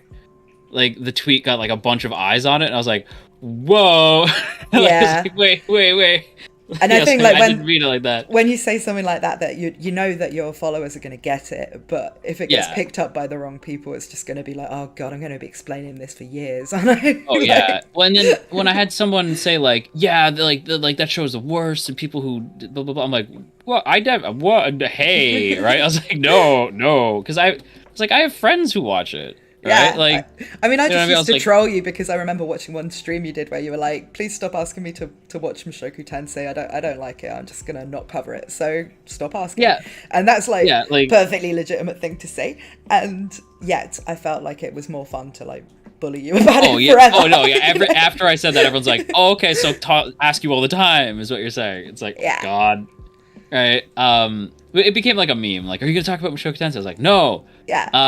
I feel like, and I've said this before, like, I know he gets better, so, like, if I did, like, just stomach it for a while, like, because I did that with ReZero, you know, like, Super was a shithead in the beginning, right? You were one of those people that only liked ReZero on the second watch, right, of the first season? Yes, yeah, it took me, the first watch I hated him. And I liked it right from the start, you know, like, as soon as I finished watching season 1, I started reading the web novel. I was like, I need to know what happens next in this thing. This thing is awesome. But the experience you had of just like, I don't like it, and then you go back and watch it again and you're like, actually this is great, you know, like that's so common in the ReZero fan base. It's like hilarious. But it is funny how many people I know were like, I also hated it, right? I'm like, that's and now we're just like constantly like, what do you think's gonna happen next? Right? It's just like it's funny.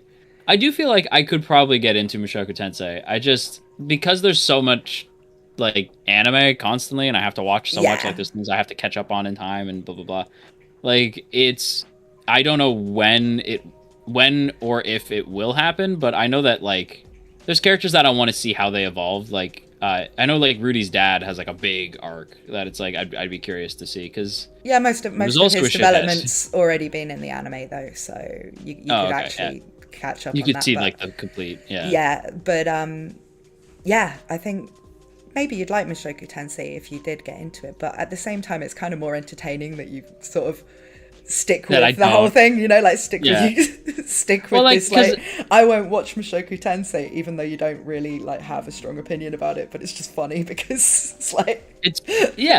Well, like, it's been such a meme at this point that it's like, I don't know if I watch it, the meme dies, you know, if I ever give it a chance. I mean, I'm probably like one of the people that made the most content about Mashoku Tensei, and I still think it's kind of funny that you don't watch it, because I feel like not even like that show's absolutely getting another season.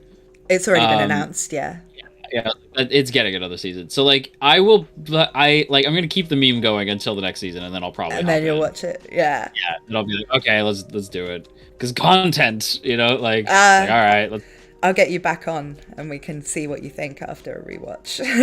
Heck yeah. That'll be a good time. Yeah. But yeah, I mean, fan base wise, Mashoku Tensei has been, you know, because originally I was mostly a ReZero channel, and I wasn't sure like the Mashoku Tensei fan base would be welcoming of like people who were like newcomers, just got into it from the anime, because you can tell that that's, for some fan bases, is kind of annoying. Like, I've been into this thing for like 10 years and now there's some random VTuber going, oh, you know, I know everything that happens in it because I read a book, you know. But people were really, really nice to me. It's very strange because I know like on a few streams you've done, you've talked about like the most toxic fan bases and all that. And I find like the shows that you would expect to have like a bit of a complex or something really don't. Like, Mashoku Tensei has a pretty good fan base. But then you look at something like, for some reason, That Time I Got Reincarnated as a Slime has like the most toxic fans. The worst. Yeah. So weird. It's so weird, isn't it? Like, I would never. You said it ages ago, and I was like, you know, that's strange. I always kind of thought that was the kind of show that was like most people's third favorite isekai or something. I didn't even realize it had like its own hardcore fan base. And ever since I did the isekai tier list a few weeks ago, and I kind of said I put Slime in like a B tier. I didn't put it very high. Yeah, B is fine. I don't dislike it though. I wasn't saying it was bad. I just, compared with the other things on there, I thought the pacing was a bit off and just a few things like that. You know, and B is like a solid, it's good. Watch it, right? But I've like, had people like ever since posting these like essays about why Slime is amazing and Mashoku Tensei is bad and all this sort of thing, and I'm like, but it's just my opinion. Why do you care so much? Exactly. Like, why do you care? Why do you care? Like, I remember, like, and Esperito can back me up on this. Like, we were literally talking about how the Slime fan base is batshit crazy, right? Like, I mean, I believed you when you said it before, and Esperito said it in his videos as well. Like, I kind of like don't understand why this fan base is so weird. But they'll like write these massive long essays arguing with you because Rimuru has these powers and all this sort of thing, whereas Rudius doesn't have any good powers at the start, and that's like, well, that's not what I judge things on, though. You know? Yeah, I'm not. It wasn't like who's going to win in a fight. It was just Otherwise, I definitely wouldn't have put Subaru in S tier, you know. But... it's like if this was a power level thing, Subaru would be like very not helpful, right? Like So it's like, what are you talking about? You know, like and you'd have to put like, oh, I don't even know, like they just leave these really weird like butthurt things about this. It's like, it was a 3-hour long stream, you know, like people who weren't on the stream, I don't really know why they'd be that bothered about like writing massive long things about how I'm wrong about Slime, and it's like they really want me to go and like get into Slime or something, and I'm like, I think it's fine. I do watch it. It's not like I hate it or anything. I just think it's a bit overrated, you know. And I don't think in terms of story quality it's up there with stuff like Overlord or Yoko Senji or Yojo Senki. Sorry, I can't speak. You know, it's not as funny as Konosuba. It's not as well written as ReZero or Mashoku Tensei. That really was all I said. But it's like it's not. Yeah, like it's not like the reason why it didn't beat these shows is like this, and that's why you like that's all you said, right? Yeah. And like, because I remember saying like. Because I had said in a video, I think the reason why the fandom turned on me was just I said that I didn't like it as much as like other isekai, but I still really enjoy it, and then they just lost it. And that's literally the same sort of thing I said. And Esperito's saying Slime fanbase went crazy at him for 9 months. Like, I bet it was something the same. Like, he just said, I don't think this is as good as something else or whatever. Yeah, and it's not like that's the thing that blows my mind is like it's not. It's like even if like I get that art is subjective and you're gonna have favorites that like that other people won't have. Like, I totally understand that, but like that doesn't mean that you then turn around and you're like, and you're a bad person for not liking it, right? It's like, whoa, what do you mean, right? Like it's like, because I see that, like I would always respond with like, you know, I'm like an SAO fan.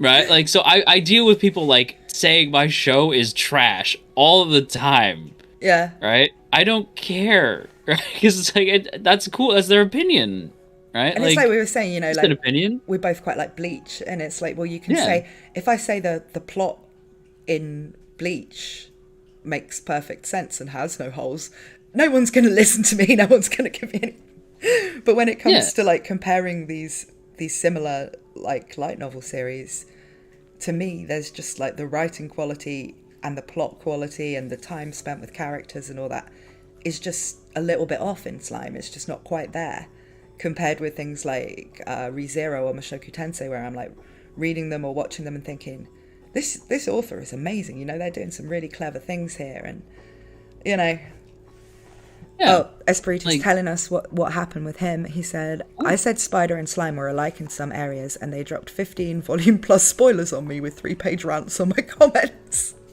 That sounds about right. Yeah. Like, because if I go check right now, I guarantee you some of the longest comments I've ever gotten were from like slime fans. But Spider and Because Slime are it's kind of crazy. alike in the start. They're very alike. I mean, like I can't watch Spider because I have think hardcore arachnophobia. Oh, do you? Yeah, Oh. I couldn't get into it. Like, because like everyone's like, it's good. I'm like, I'm gonna have to trust you. Yeah, it's like just I can't watch it. Yeah, I liked Spider more for the kind of like lit RPG aspects, which are also quite good in Shield Hero. I have to say, like things that that have the like game elements, but feel like they're written by someone who really is interested in game design and stuff. And for me, like with Shield Hero, I said I kind of felt like the writing style was quite basic or whatever. I feel like the thing that makes up for it is how well done the like lit RPG aspect is, and the, you know, the mechanics and all that stuff, which you can't really put across that well in an anime, but in a novel it gets kind of addictive. You want to see him unlocking all the different shields, and you know, and Spider does that pretty well as well, whereas Slime doesn't really have that as much because it's not really supposed to be an exactly like a game world, whereas Spider and Shield Hero do have that. There's one that I think is a lot like Slime, but a bit better, which was Tsukimichi Moonlight Fantasy. Have you seen that? I've heard of it. I just haven't seen it. That's kind of... I have heard of it. It's a human, not a monster as the main character, but he kind of does a similar thing of creating like his own space with different monster factions that he brings together. But it's a bit more on the comedy side. So it's kind of like elements of the isekai comedy. Yeah, it's funnier, basically. But that's getting the second season, so it might be worth giving that a watch. I didn't know that. That's actually awesome. Ada, thank you, Anonymous. Do you read much in the way of Western science fiction or fantasy novels? No, not really. I don't have time. That's the problem too. Like I feel like a lot of these were like, no, sorry. I know. I always feel like it's so disappointing when it's like people really ask you what you think about some show or something, and I'm like, I don't have an opinion. I've never seen it. No, sorry. Yeah. Unfortunately, like a lot of my my free time is spent like with friends and my partner. So it's like I don't really get a lot of time to like sit and read like I used to. Just a second. Ada, thank you, Balsamon35. Spider has Aoi Yuki for a VA world's best waifu. It's true, she is amazing in that show. Like, she is a pretty solid like seiyuu. Oh, but you can't really go wrong with in that show, it's like most of the scenes is just her by herself reacting to things because of the way the plot works. You know. Oh, that's impressive. And she also has to like split personalities and kind of talk to herself with some of the skills that she gets. So she's basically like doing a one-woman show for a lot of the scenes. And that's crazy. And where it's a character where she's really hyper and everything, it would be so easy for that character to be annoying. But Aoi Yuki makes her like just endlessly entertaining, and she even does the ED, which is like the most energetic thing you've ever seen. You know, it's like, that's fun. I don't know how much Red Bull they feed her before she performs, but that's funny. She's just outstanding. I mean, that was the best VA performance of the year, because also, I mean, you see her in other things and she's a really good VA, but that role was so demanding that you just the show just couldn't exist without someone of that level of talent. And yeah. She is skilled. Like, I definitely have like a lot of like seiyuu that I'm like, as soon as I hear them, I'm like, oh, this is gonna be a good show. Yeah. Right? Like Kenjiro Suda is one for me where I'm just like, anytime I hear him, I'm like, he's great. Yeah. Koyasu's another one. He's great. Yeah, for sure. Yeah. But yeah, Aoi Yuki is like, that role is probably one that not a lot of people could have played, and she just knocks it out of the park. It's almost worth watching the show just for her, you know? Yeah.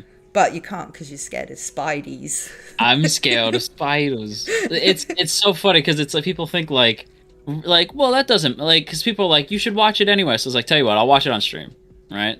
And everyone's like, okay. And people thought it was like a bit, because like the opening scene where like they're talking, I'm like, okay, like she's just kind of like talking about like, you know, they get it's like a class or whatever, they get reincarnated. Yeah. Okay, yeah, so everything's fine. And then just the 3 seconds in, because everyone's like, the spider's like cartoony, right? And I have seen her, right? I'm like, okay, like she's not scary. It's like a kawaii spider. Yeah, like a cutesy spider, right? So I'm like, okay. and then they just like burst out of the eggs. I was like, like shut it off so fast.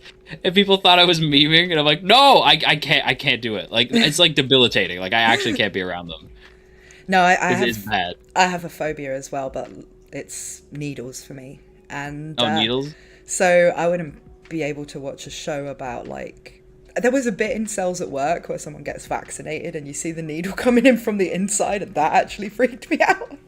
Oh yeah, there's definitely shows that I could think of where it's like that's a no-go. It's basically like not really something that tends to be the theme of a show ever, but if I watch something like Pulp Fiction, there's a few bits in that where I have to like look away, you know. Yeah, I know what you're talking about. So, you know, but that doesn't really come up in anime very often.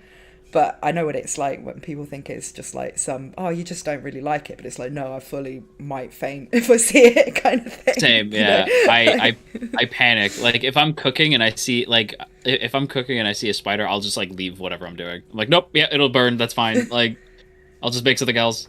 I don't mind spiders at all. They don't bother me. But I don't like wasps. Those can go away. But I'm not I'm only scared of them like in real life. I'm not like disgusted by them on TV or anything, but they can hurt you. Genuinely oh no, they can't. I genuinely think it's because of Shelob from Lord of the Rings. Like right. Yeah, like the one that's kind of like the Harry Potter one. Yes, yeah, like Aragog. I think it's because those two came out around the same time, and I saw them both as a kid, so I was like, spiders! I think, there's a certain, like, thing there that everybody who saw Lord of the Rings and Harry Potter when they first came out, it's like, those characters probably birthed a lot of arachnophobics, but... 100%. 100%. Oh, Espiritu's saying, like, obviously he lives in Australia, so he can't have that phobia. Yeah, I could never live in Australia. Like, I just couldn't do it. I would, like, constantly be fainting every day. Yeah, you wouldn't want to have to fight all those drop bears on your way to work every day. Yeah, the drop bears. That's awesome. I genuinely was like, what are drop bears when I was a kid? And then I was like, oh, it's koalas. It's like, oh, okay, that's less fun than I thought it was. No, it's more. I was talking to Espiritu on Twitter before this stream because I was asking him if he wanted to be on another one at another time, and you know, we were just talking about Australia stuff and like drop bears. So it's so funny. Like, well, I just like everything about Australia. Just I'm like, that's crazy to me. Like, there's a friend of mine who's from Australia, and I'm always like, is it real? She's like, yes, it's a real place. Right? Because I'm Canadian, so people make that joke about me all the time too. It's like, is Canada real? Yes, it's real. But like, Australia is like crazy to me. I'm like, that's like all those animals live out there, and you guys are just cool with it. My friend, like...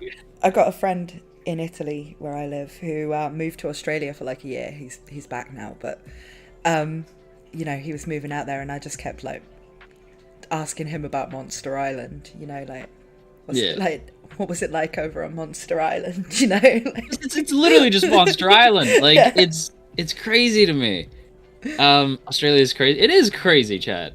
Also, I did see... says Australia is terrifying. I have no idea how we even exist. Oh, we got more than one Aussie in here, but it's like I definitely, it's like Australia is like I like, because people have said like, would you visit? I'm like, I really don't know. Like, because I would love to, because I hear that it's like that there's areas of Australia that are like really pretty, right? But I also know it's like super, super hot in certain areas, and that there's just like deadly animals everywhere. I've never been there, but I have been to New Zealand, and like people never believe me that New Zealand is actually different from Australia. I was like, no, they don't even have any poisonous animals in New Zealand, and it's not all that hot. It's like same sort of climate as like Southern Europe, so it's not really like all that hot. I was kind of like, no, it's you know, it's fine. It's kind of like England, only a bit nicer, you know. Yeah. New Zealand is like on my bucket list of like, I want to go really bad. I mean, I would go to Australia for sure if I had an opportunity to. But like my dad was a sea captain, and so he's been like everywhere. And whenever you sort of ask him about places, he's always like, oh, you know, it tells you about some insane story that just makes you think, maybe I don't want to go there anymore, you know? Yeah. On second thought, I'm good. Yeah. Maybe not. But yeah, like, there's like it's for me it's I want to visit New Zealand, I want to visit Japan. Like those are like the two that I want to go to, and they're both for nerd reasons, right? Like because Japan, because it's like I've been like an anime dork for so long that it's like eventually I'll have to go. And New Zealand for Lord of the Rings. New Zealand for Lord of the Rings. It's my favorite thing, right? Like of all time, it is like absolutely my favorite thing. Just a second. Ada, thank you, Blunk Blunk. Hey Jojo, I really liked your sentence of a bookworm review. Are you going to watch season 3? He did ask that earlier. I just didn't read it out. Sorry. I did catch it. I was like, shit, I was going to get to it. Yeah. I'm going to be honest, Blanc, it like totally depends. I'm kind of waiting to see if anybody else covers it first to see if they get like a strike. Yeah. So you'll probably not see the first episode reviewed for me, but if nobody gets striked, then you would see the second, and then from there on. Right? Definitely rethinking. I do have a new method. I'm like rethinking what the recaps I was going to do since you told me about that, because I've never covered it before, and I was like, I don't really want to risk the strikes, but maybe I can do it with fan art or something if it's just a recap. Yeah, but. It's a bit different with like episode reviews because you want to show something. Although you've done some that were just like B-roll and stuff, so maybe you could just get around it. But that's kind of the way that it's been like the last, I think like 2 weeks. I've done it without anything, so it's just like sound, like it's just like a waveform, and then like my character sort of like moving in the background, and then like the episode title and number, and people just like, because I was like waiting for people to be like, I hate it. Right? Nobody said a thing. Nobody cared at all. Like nobody did. Like not only did they not care, they didn't even mention that they liked it or hated it or anything. People just were like, "Yep." Yeah, I think it was like cool. I think once you get to like later in a series, like people who are watching your reviews are going to be watching them either way. You know, you don't have to do that necessarily. But when it's like episode 1, you kind of I want to show like this is what I'm talking about. Like So I would probably just off the top address like, hey, I can't show you anything. Yeah, I mean, I did that with like when the Kadokawa ReZero strikes were a really big thing. I made a video about Felix, and I just used B-roll of cats for the entire video, just random cats. Yeah, and people liked that more than the ReZero clips, I think, because they were cute, you know. But I would definitely just like have B-roll of like. But what would you like, do find for B-roll that kind just of like matches. Rubbish just libraries? Yeah, just libraries. Libraries, some sort of like maybe old some European orphans. town, or some orphans. Yeah, sad-looking orphans. Yeah, it's like, yeah, that'd be great. Yeah, that's funny. I love it. Do you remember that anime with Last Dungeon Boonies? That's Australia. Oh, I liked that anime. Suppose a kid from the Last Dungeon Boonies moved to a starter town. Have you seen that? I heard of it. I didn't catch it, but I do want to watch the one where it's they make food in dungeons, like where it's like it's like the whole point is that it's like sort of like one of those like feel good stories where they just make food and hang out, but they're making food out of the monsters they hunt in dungeons, and I'm like, I love that. That sounds good. I had not heard of that. But yeah, I think what he was meaning was like the Last Dungeon Boonies. Basically, this guy, he's like from this place where he's not particularly strong. He's just normal. But because it's the Last Dungeon Boonies, everything there is like super OP. So when he moves to a starter town, obviously everyone just thinks he's like superhuman. You know, he's just like amazing, and he doesn't really get it. He's like really naive and dumb. It's a comedy just like show. A sweet boy. Yeah. He's just like a good boy. He's really sweet, and that would be like an Australian coming to live in like England or something. They come from the Last Dungeon Boonies, you know, like really funny. They're just like omni powerful when they get here. Like, I was gonna do a horrible Australian accent. I changed my mind. They see these like massive insect things coming along, and he just kind of like kills them without a second thought because they're just like pests where he comes from. That's an Australian coming to like Europe. That is straight up true, because like the bugs in Australia, like that is straight up. Like, they got like the bugs are so big they've got like eyebrows and stuff, you know. Yeah, just no. Anything with eyebrows like should not be a bug. Right? Straight up. Ada, thank you, Balsamon35. Again, very generous of you. He says, I enjoy reactions to shows. It's a way to revive the highlights without committing to the full rewatch, and it's like sharing it with the community. Yes. Yeah, I think that's nice. I mean, I don't do reactions because I'm not very reactive. I'd just be sitting there with resting bitch face going, oh yes, interesting what the author did there. You know, that's kind of like my style. Yeah, but, like... I feel you. I like if I do like reactions, which like I'll do on occasion, like depending on like if people tell me like this is a big episode, you're gonna want to like watch it on stream, right? I feel like I'm never I'm friends with like Ed and Sun, right? Like Sun's been like my best friend for years. Yeah. Right? Which does actually surprise me that he didn't force you to like ReZero on the first watch, to be honest. Oh, no, he did. We had a huge fight about it. Because he was during season 1, he was the guy, you know, like... Well, Tape is like a fan of his, which is crazy to me, right? Like Tape sent him like a care package and everything. Like, it was very sweet. And it made me go like, Tape's a cool dude. Like, even though I didn't like ReZero, I was like, Tape's a really nice guy. But he... Sun, like, I've known Sun for, like, over 5 years now. He's, like, one of my best friends. Yeah. And the first... So, a lot of my old videos are privated now. But I believe one of the first videos on the channel is, like, our old podcast that we did with him, Kukulin, and Sloan. And the four of us were talking about the new season that had just come out. And we talked about ReZero because it had just come out. And it's just like a huge fight between Sun and I, like a huge argument. Because I was like in the ReZero hater camp. Yeah. Right? And I cringe watching it now because I'm like, you're so wrong. You're so wrong. Yeah, right? Well, like he prevailed, you know, Sun was right. Ultimately, yeah, he got it. But it's funny because like he does reactions and stuff. And so does Ed, who I've become friends with like recently.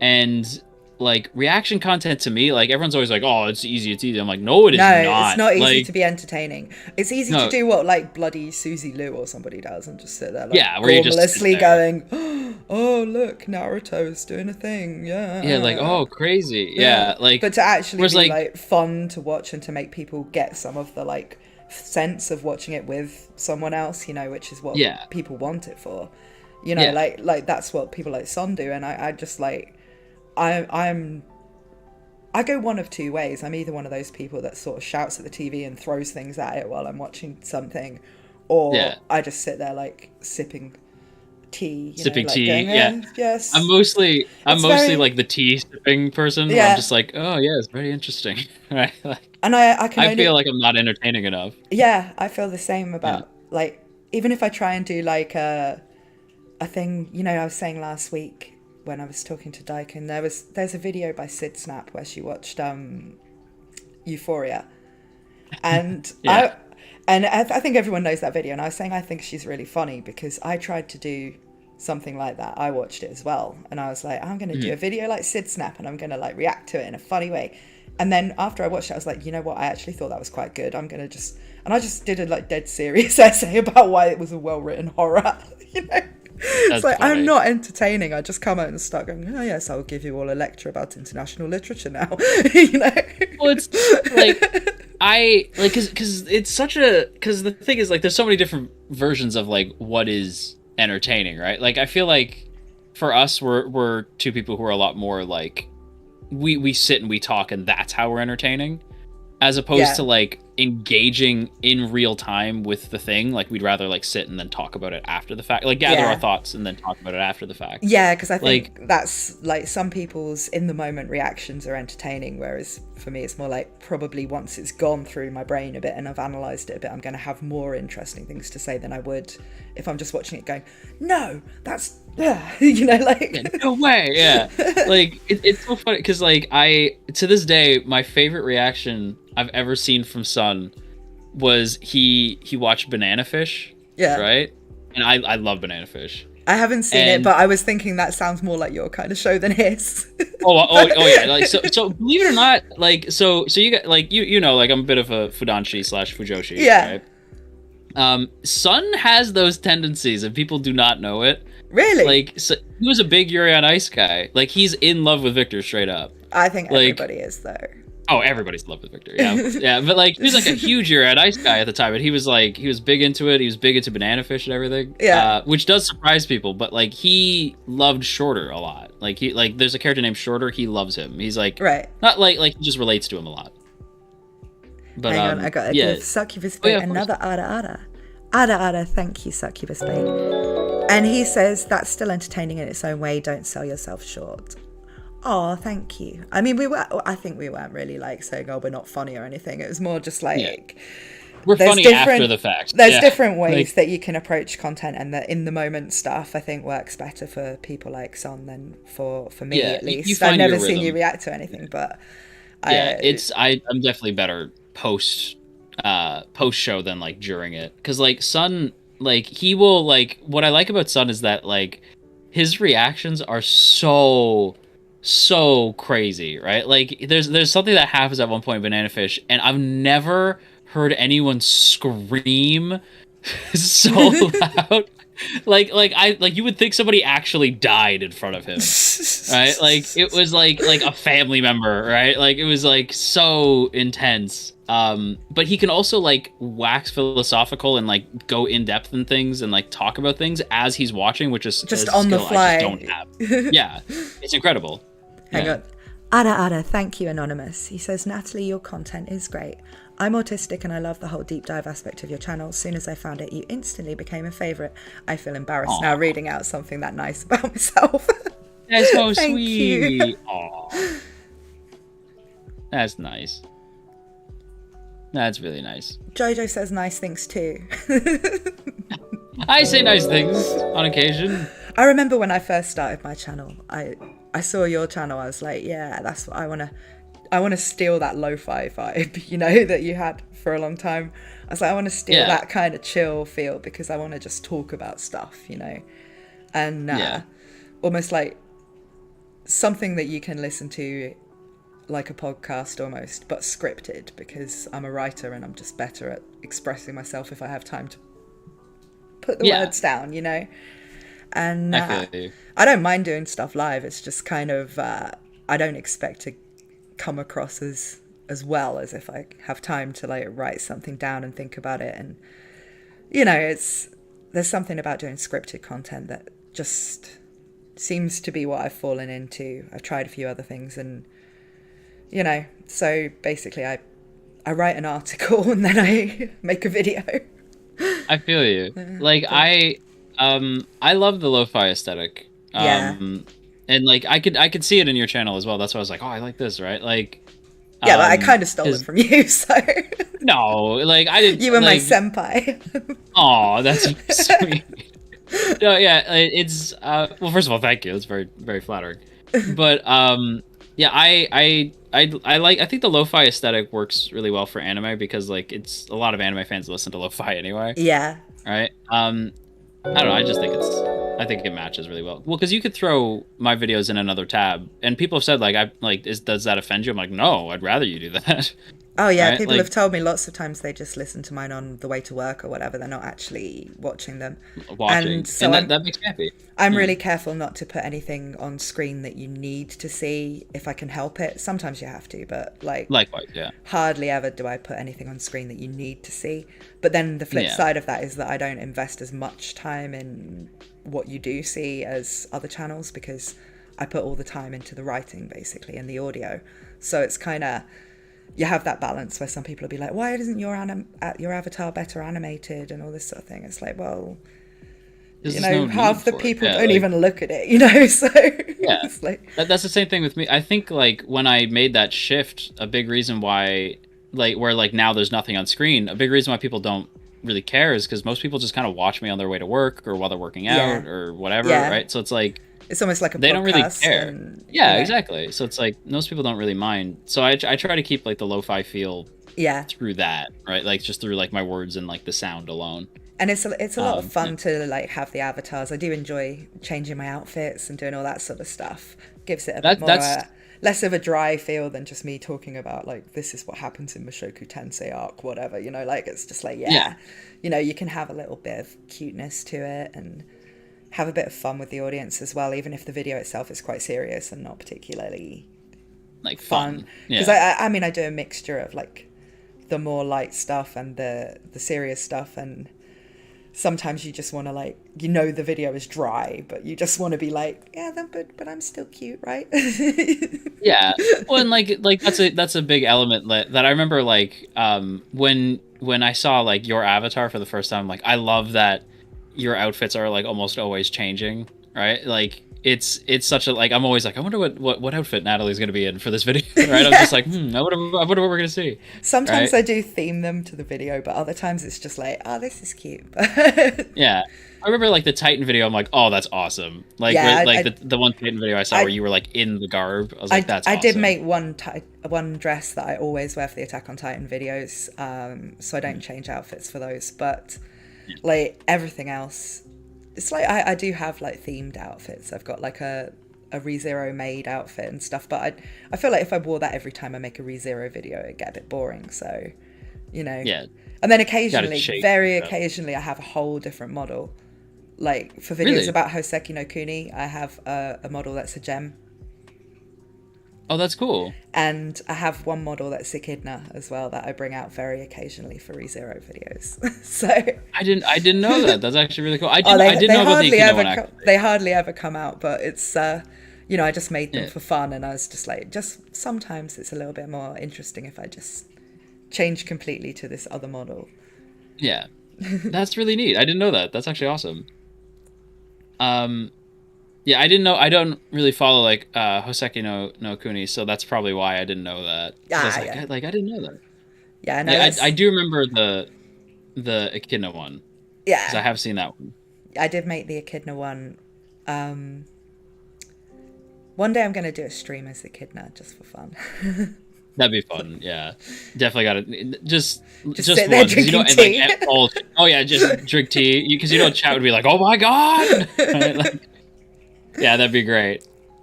That's really fun. Yeah, that's a fun part about VTubing is you can kind of be like whatever, You're like, today I'm this, right? Like, yeah.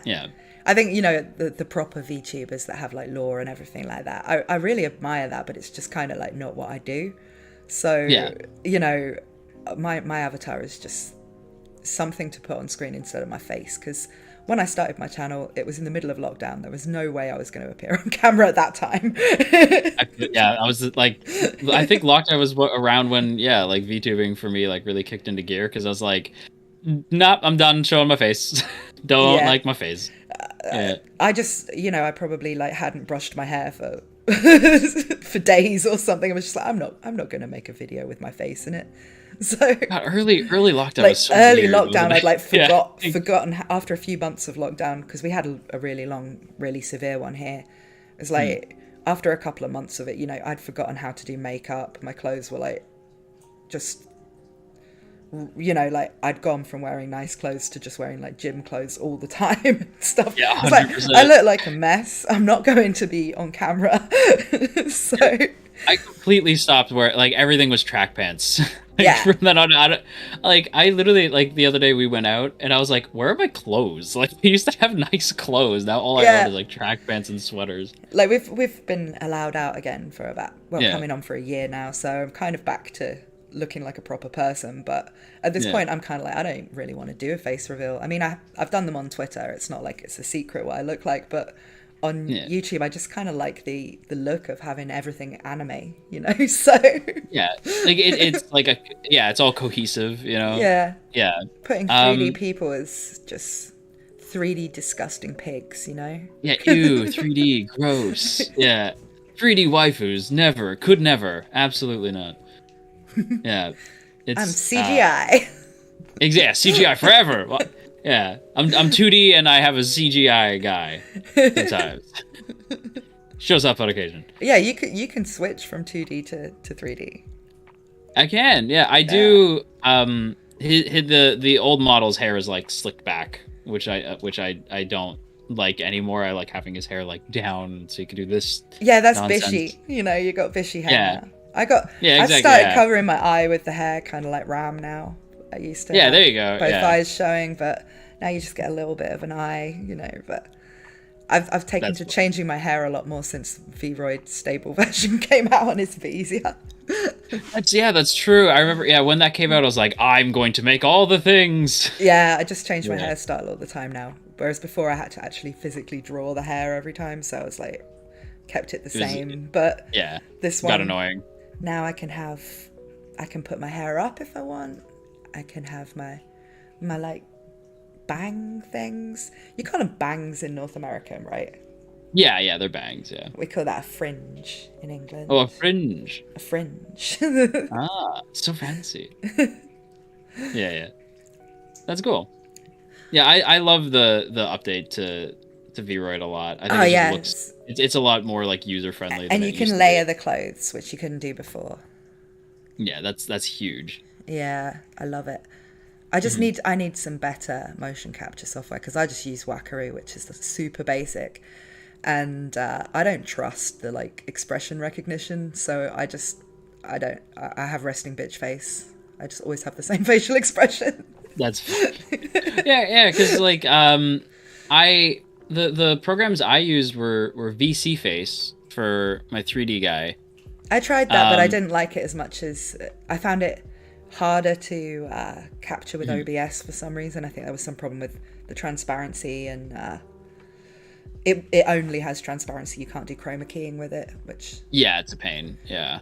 Sorry, chat. This is probably like the most boring. I realized that I'm like, hey, this is very like off cover. It's a bit technical. Yeah, it's not true. Probably like, what are we? It's not true. This? We're not made in software. We're real anime people. Yeah. What? I'm actually a puppet man. I don't know what you're talking about. And I fight monsters. And I am a Neko shrine maiden for some reason. Today. That's today. 100%. Hype JoJo balances out calm Natalie. That's true, yeah, because everyone's always like, lo-fi, hip-hop side of AniTube, right?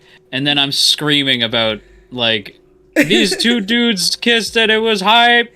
Like, yeah. I think, like, the most I ever get is, like, just slightly kind of angry. just slightly angry. That's all you get from me. Slight irritation, yeah. But in a very, I could tell, like, in a very British gone wrong. If, you know, like... Yeah. I can tell something's gone wrong if your voice goes up an octave. I'm like, oh shit! Right? Like, oh no! Yeah. My immersion. I'm sorry. Yeah. Every so often I'll like break character. People are like, my immersion. I'm like, I'm sorry, God. My immersion. But my immersion. Actually, just seeing that written down has reminded me of my Immortal, which we definitely have to do.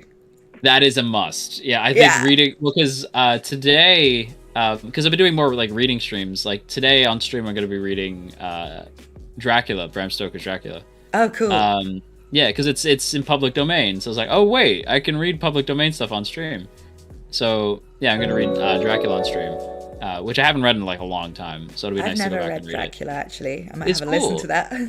Yeah, it's cool. It's actually people think like it's like. Because when you tell people about it, it's like, oh, Dracula, blah, blah, blah, like the original book, right? People think like, oh, is it like, I come to suck your blood. Yeah, exactly, nah, right? Like, and it's like, are you going to read it like that, though? No, well, you should. It'll be funny. Like Dracula's voice, I'll be like, bruh, right? Blah, but like everyone else will have like voices.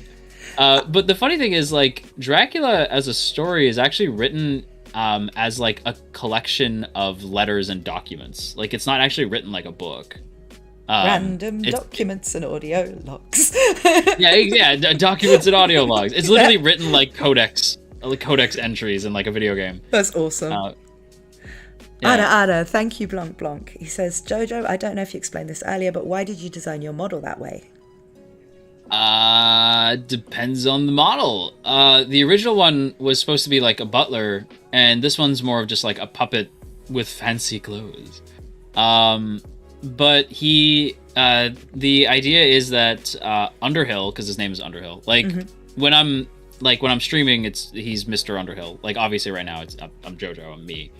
I wasn't actually sure what to address you as, and because we had technical issues before we went live, we had like 30 seconds to sort shit out. So I was just like, I'll just call him JoJo, it's easier. Because your name. So like the character, his name is like JoJo Underhill, right? And like friends can call him JoJo, right? But the chat, I'm always like, I don't know y'all like that, so it's Underhill to you guys. So I can call you JoJo because you can, because you are my senpai. Yes, and you are my kohai. This is you can call me JoJo. Then we are Nakama. We are Nakama. Yes, you are my Nakama.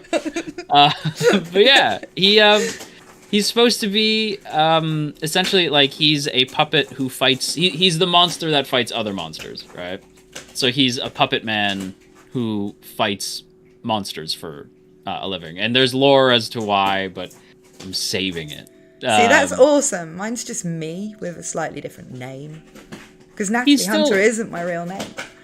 And people are always really surprised by that. But I actually didn't know that. It's a pen name. Really? It's a pen name that I was using to write books under. But I've got like 15 different pen names I've written books under. So I just I used that because my real name is also the name of another author. So I could never use my real name to write books. So I just stuck with this name because it was the one that wrote the books most similar to the animus, you know. So all the harem porn stuff was on this pen name. That's funny. Some of the other stuff had like romance novels and fantasy and all that sort of stuff, but this was just like, one day I will just be Natalie X Hunter. It says there's a lot of background noise. Is everything all right? Yeah, it's my cat clawing at a box. So really? Ignore that. Yeah, there's like a cardboard box from Amazon that I haven't thrown away yet, and my cats, they like to. Those cats. Oh yeah, cats do love boxes. This is a known fact. By the way, one day I'm going to just read all the books, and I'm not going to tell you, and then I'm just going to drop references slowly, just to see if you catch it. You can read them on stream if you want. I give you permission. Oh, okay, then I'm doing it. As the copyright holder. Yeah, I will totally just like read books, read your books on stream. There are like and loads. Then wait for you to show up. There are like loads of things in between the lewd parts that you couldn't read out on YouTube. But... Well, because the other day we read a Attack on Titan, like Levi and Erwin fan fiction. Yeah, and it went places, and then I realized I'm like, am I allowed to read this on stream? I was like, am I allowed? And people were like, generally speaking, yes. You just have to change some words around. So I was like, oh, okay. So I can read lewd things as long as I'm very careful and picky and choosy about what I say, which would make it even funnier. It would make it funnier, yeah. Yeah. We do need to do my Immortal, but I don't think we need to replace any of the stuff in the sex scenes in that because they're so ridiculous anyway. They're so ridiculous. Yeah, that'll be perfectly fine. I'm just assuming everyone in the chat knows what my Immortal is, but in case you don't, it's like this legendary Harry Potter fan fiction that's... It's the source of the mysteries of our age, basically. Nobody knows if it was a joke or if it was for real or who wrote it. And it's a classic, I would say. You know, like... It is. It's a genuine classic. It will remain a mystery. I never want to know the answers, right? Because I've seen people be like, I want to know. I don't. I never want to know. Like, I never want to know if it was serious. I watched those videos that I think it was like Sarah V or Sarah Z or whatever she's called made, where she like properly investigated it for, you know, and told the whole story of all these things that could have been the author of My Immortal, but we still don't know. And I was kind of like, I don't actually want to know, because deep down I feel like I believe it's a parody, but I don't want it to be. Yeah. You know, I want it to be real. I want it to be real. So. Yeah. Like, I still want it to be real. Because it is so of that era, right? Like, I remember, like, when that came out, I'm like, it's dead. You killed fan fiction forever. Yeah. Right? I was like, it's dead. Like, well, and that was, like, of, like, that Tumblr era. Which I remember you saying you were not, like, really around I've never like, really... Of, like, the Tumblr stuff. I used to be a normie, so I wasn't involved in anything like that before I got into anime. My main interest was football.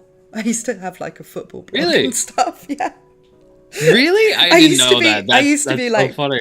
Quite the normie, let's just say. I didn't know anything about like nerdy things really, apart from video games. I always played video games, but I was never really like familiar with all that like online sort of culture. I used to go out a lot to pubs and normal places and stuff. And I don't know what happened. I've never heard of such a place. No. It's like I was lucky enough. I had friends who were nerds, right? But not like to a point where it was like crippling like social anxiety. So like I've had many nights where like we would be out at bars getting destroyed, right? Like we'd be like completely like super drunk, and we'd be stumbling down the street singing like Inuyasha anime theme songs and shit like that. Like we were those dorks. Like I didn't get into any of it till I moved to Italy, and it's like in Italy everybody likes anime. I guess it was on TV a lot. That makes sense. Yeah, that does make sense. Like everybody sort of millennial and younger has got like at least some interest and knowledge about anime. And I got into it through people I knew here, really. And because I'd always thought it was cool, you know, I'd always wanted to get into like anime and manga because I just like the aesthetic and that. But like, yeah, it's one of those things that's quite hard, or at least back then before it was super easy with all the online communities and stuff. It's you sort of have to know your stuff, otherwise you're just like in a bookshop looking at all the manga going, well, I don't know what's good, you know. I like the anime bit in Kill Bill, you know, like... Yeah, exactly, yeah. Or just something like that, yeah. Well, because it's true, right? It's such a, like, because I have friends who are not big anime fans, right? They're like, well, recommend me something. I'm like, you understand that you basically just told me, like, you like movies, recommend me a movie. Yeah. And it's like, you might as well have just said recommend, because it's like, I don't know, man. Like, what do you like, you know? Like, yeah. I always get it from my dad. My dad's always like, you know, what animes should I try? I'm like, yeah, it's like, I don't know, man. Like, yeah. And I mean, I do know what his taste in movies and stuff is, like, yeah. And so I can think of loads that he would like, but then you're always a bit like, well, if he doesn't like it, then he's gonna like blame me. So yeah, he'll get mad. Yeah, like, cause like I have friends who are like, what should I watch? I'm like, well, like, I could recommend this to you, but then I'm nervous that you're gonna think that this is like all it is. Yeah. You know. Yeah, like when he's tried to buy me like Christmas presents and things, he's all like, I looked at stuff about like some of those animes you like, but what's the deal with all those little girls and stuff? I'm like, it's just a thing that they have in anime, Dad. Don't worry about it. You know? Yeah, don't worry about it. I don't feel like explaining this. Yeah. Yeah. Well, like my like I know like my parents they go out like for Christmas and they'll like get me stuff, right? And they came home one day and they were like, so we went to this anime shop, and I go, oh god. Right? And they're like, we weren't sure what to get you, and we were gonna get you some stuff that we look cool until the clerk noticed that we clearly weren't anime fans. I was like, yeah. And he had asked like, what kind of shows am I into, and they didn't know, right? They were like, the one about the boys, they swim. And he's like, and he goes, free, right? And they're like, I think so. And what they ended up doing was they're like, he has a YouTube channel. And so he's like, all right. So he like pulled me up and like looked at like a few of my videos. He's like, I know exactly what type of dude he is. And he basically made them buy me free Yuri on Ice and like a bunch of like Fujoshi stuff. I was like, wow, that clerk deserves a raise. Like, that was so funny. This is kind of like my dad lives in Italy, same as me, but he went back to the UK last year for some reason. I can't remember why now. And he found this like comic book shop that had loads of anime stuff. And he was like, I'm going to get something really cool for Christmas, you know, because he like thinks this stuff is cool. He just doesn't really know anything about it. So my dad goes into this like shop and he's saying, I want something for my daughter. Like, do you have any good manga or whatever? Because I can't really buy manga in English without ordering it on the internet because it's all in Italian here. So yeah, but he didn't know what to get because he could just remember the name of a few things I like. Like, he knows that I like Full Metal Alchemist because I named my cats after characters from that. So he's always trying to get like Full Metal Alchemist stuff. And I'm like, Dad, that anime's like 15 years old. Don't worry about it. Yeah, it's going to be really hard to find. It's not like the only thing I like anyway, you know. It's like, so he got this the guy obviously in the shop was trying to sort of figure out what sort of thing. And my dad doesn't know my pen name, so he knows I've got a YouTube channel, but he didn't know what name it was, so he couldn't even say just have a look at it, you know. And so the guy's like, well, this is popular. This is going to have a movie soon, and it's this manga called like A Man and His Cat. It's just about a guy and his cat. Like, it looks quite cute. Yeah. But like, he bought me like randomly like volume 4 and nothing else. So, the box. So, it's like, I can't read this. So like he gave me a bunch of other stuff as well, you know, Christmas, and he gave me this manga, and I was like looking at it, and the picture on the cover is like 2 guys together and this cat, and I was like, I hope this is yaoi, because it's just hilarious if someone because I'd never heard of it, and it would just be really funny. Like, my dad wouldn't care anyway, but like, no, but it would be like, funny that this dude just like gave your dad yaoi. Just like selling yaoi to like some guy because he's come in and gone, my daughter likes anime and I don't know what to get her. He just defaults to, like, she is girl, she likes yaoi, right? She probably likes yaoi, so his. But no, it's not even yaoi. It's just some like wholesome thing about a guy and his cat. I really wanted it to be yaoi because it just would have been funnier. And your family actually really did get you yaoi, so Yeah, there was a BL this season actually that got a second season. I guess it was a big hit. Yeah. I loved it, right? But like the thing that kills me, right? And I think you'll find this funny, is because of the shows I talk about, right?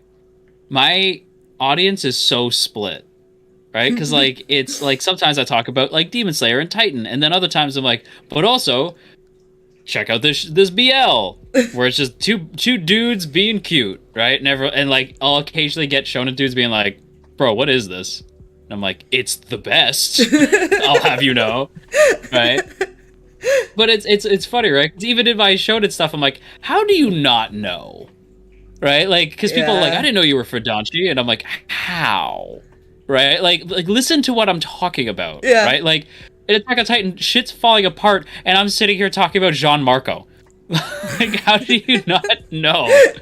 You know what I mean? Like, come on, man.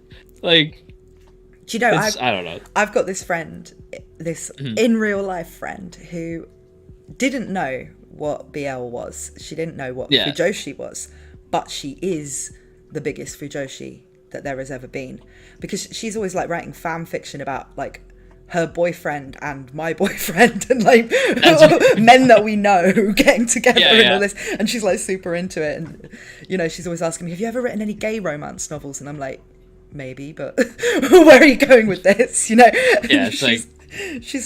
was like, mate, you're a Fujoshi, you're the biggest Fujoshi that there is. And she's like, what's a Fujoshi? And I'm like, do you not know there's like a whole genre of like manga and anime for people like you? And she's like, really? Yeah. So, it's funny because it's not talked about. Might have introduced her to her new favorite thing, but that's really funny. Well, like, it's so funny because imagine being a Fujoshi and not knowing that BL existed and then finding out that it does. It's like that story about how Eminem found out there was porn on the internet. It's like, what? That's so funny, right? Well, because on top of that too, like, I've seen like people get into BL now, right? Yeah. And they're like, oh, this is great, like Given and Sasaki Miyano and like all these shows, right? And I'm like, yeah. Wait till you go back, right? Because like the further back you go, the more like, oh, like, because I've seen people on Twitter try to cancel older Fujoshi because they're like, I can't believe you watched Junjo Romantica, and I'm like, leave me alone. Like, it was fun. Like, obviously now I know that it's different. See, I'm not a Fujoshi particularly. I don't mind I watch BL and stuff because I like romance in general in stories. I don't really mind what kind of combination of people it is, as long as it's kind of like nice characters that I want to ship together. I watch, yaoi, yuri, whatever, but I don't particularly have a thing about it has to be, certain dynamics between boys or anything like that. Whereas, this friend of mine, she's just all over that. Very specific. And it is like, how did you not know that was a thing? Like, it's so funny. That is so funny because it's like, to me, I feel like most Fujoshi get introduced by other Fujoshi into the culture. Yeah. Like, it's rare I see one just kind of like happen in the wild. She'd just been like, just like random Fujoshi out in the wild, making all these jokes about like all the boys she knows, and imagine if they were together. It's just like, mate, that's a whole genre of stuff. How do you not know about it? That's really funny. Well, like, I remember a buddy of mine was like, just like this is back when we were in high school, right? And it's like, dude, I gotta talk to you about something. I was like, yeah, okay. And he goes like, my girlfriend's been like shipping me with you, and I'm like, yeah. He's like, that's not weird. I'm like, no, that's right. Like, I was like, not really, right? And he's like, what do you mean? I'm like, girls do that shit all the time, man. He's like, what? I'm like, yeah, dude, all the time. Right? And then we make up this whole canon about like all the boys we know are doing, like, just exactly. Yeah, and they know about it. They know about it, and they sometimes chip in ideas, like. For the dramas. And then this happens. And then it's like, oh, but what if he found out that he'd been to this place with him? And then it's like, drama, angst. Yeah, well, even like my my partner right now, like Stella, like she jokingly like was encouraging me and my buddy Koo, like our characters, like she was always pushing them together, which was like really really funny. Like yeah, it happens, right? Like it's just like a thing for some reason. I don't know why. It's just funny. I don't know. Right? I've been being shipped with Necro 13 for the last few weeks ever since the stream we did. But oh, there you go. I'm sure I'm gonna be shipped with everybody at some point. I think it's because the next two guests I had were Daikun and you both like have girlfriends or wives that people know about. You know, like you know, whereas like my boyfriend isn't a YouTuber. Nobody knows. I think one day I might just have him on as a guest for a joke, like just that way, like you put the squash on like anything, or it's like stop. You know, like he does exist. It's not like he doesn't live in Canada. Actually, you live in Canada, don't you? Like, I live in Canada. I do, yeah. But you know that joke of like, oh, you don't know her. She lives in Canada. She lives in Canada. Yeah, like I hear that joke all the time. She lives in Canada. I'm like, where? I'll go find her. Like, yeah. But like, it's funny when it comes to VTubers, like because people have been like, I'm gonna tell Stella. Meanwhile, Stella's like, I don't care. Yeah. Right? Like, it's because like VTuber, like as a VTuber, like especially when you have like lore and you're like a character. Yeah, it's just like I don't care. Ship it with whoever. Draw whatever. Like I as a person, like I'm pretty ace, right? Like. But I'm like, I don't care. If you want to draw Underhill getting railed by your favorite character, I don't care. Like, I like do whatever you want. Yeah, I don't mind what people draw of me, or you know, if people make jokes. Even though I don't really play a character, it's just kind of like that sort of thing is just funny to me. I just find it amusing. Yeah. And it was the same when Necro was on and people were making those jokes. It was just because I think people knew that we would both find it funny rather than, you know. Yeah. But my boyfriend finds it funny as well. He doesn't, you know, care if I've like someone on the internet has drawn me with some other VTuber or something. Yeah, exactly. But I do sometimes think it would be funny to get him on because also you totally should. I mean, he does know about anime and manga and stuff, but he's a physicist, so you could ask him all kinds of stuff. That would actually be really cool. Like you should really do that. Yeah, because it's like that sounds like a fun stream. Yeah. But he said, I did talk to him about it, and he was like, I'm a bit scared, you know. It's fair. It's like the internet's kind of a nerve-wracking place. Yeah. Yeah. Yeah. I like that somebody points out, oh wow, y'all are still streaming. I'm like, I'm gonna be honest, I kind of forgot we were streaming at points, and I would look at chat and be like, oh yeah, we are streaming. Yeah, sorry about that when we got starting to talk about the technical stuff. And that's funny. Although we have been going for like 2.5 hours, so we probably should think about wrapping up. Yeah, we should probably wrap up the stream. I got totally I was like, oh yeah, we're streaming. I forgot. Yikes. Yeah. But I think like next time we should do it. We should do the My Immortal stream that you wanted to do. We can do that on your channel or something. Absolutely, I would love that. Yeah, I think that'd be really fun. And you know, I remember when you first talked about doing it on Twitter, and I was like, yeah, I'll do that. And someone was like, oh, whoever does it has to put on a bad English accent. I'm like, I don't know if I can actually. Yeah, I was gonna say, I feel like that'd be hard for you, right? Yeah. All right, and I'm a Raven. Yeah. All right then. Like I was like, my buddy Koo, he's British, and we like Sun and I, we did a Soul Link. Right, like we did this, like we were playing Pokemon at the same time, and I was like, "What's a Soul Link? Is that like, are you now blood brothers or something?" It's kind of like so we would play Pokemon at the same time, and like if one of our Pokemon died, then the corresponding Pokemon of the other team died as well. Okay, yeah, that's a bit less mystical than you made it sound. Soul Link sounds very cool, right? Like, and then you hear it, you're like, oh, it's kind of lame. I was like, I'm gonna do a Soul Link. That sounds great. Yeah, and then it's like, oh, it's Pokemon. Never mind. Ada, thank you, Succubus Bait. Sorry, he says, don't worry, I forgot you were streaming as well. Wait. That's funny. Well, it's true. Yeah, it just became like a conversation at one point. But we both made our rival Koo because he's like our other best friend. And when we did, he's like, we gotta have a really awful accent for him using the chat, and he's like, don't. Right? And I was like, okay.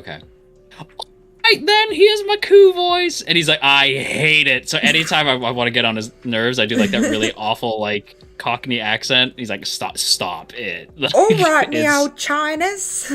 Yeah, all right then. like I can't do it for very long because it just hurts my voice. But yeah, like yeah, I'll definitely like that'll be like Harry or something.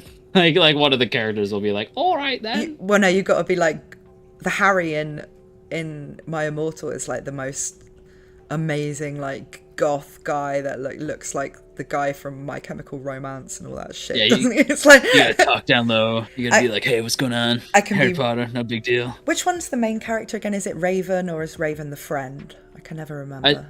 I haven't read it for so long. I think Raven's the main character. It's been a bit, but I'm pretty sure she's like the main character. Yeah, Raven, Darkness, Dementia. No, Ebony, Darkness, Dementia. Oh, Ebony, Raven's that's Way. it. Yeah. Ebony. Yeah. Ebony. I can be Ebony and talk about how much I hate Hilary Duff in like weird tangents and stuff.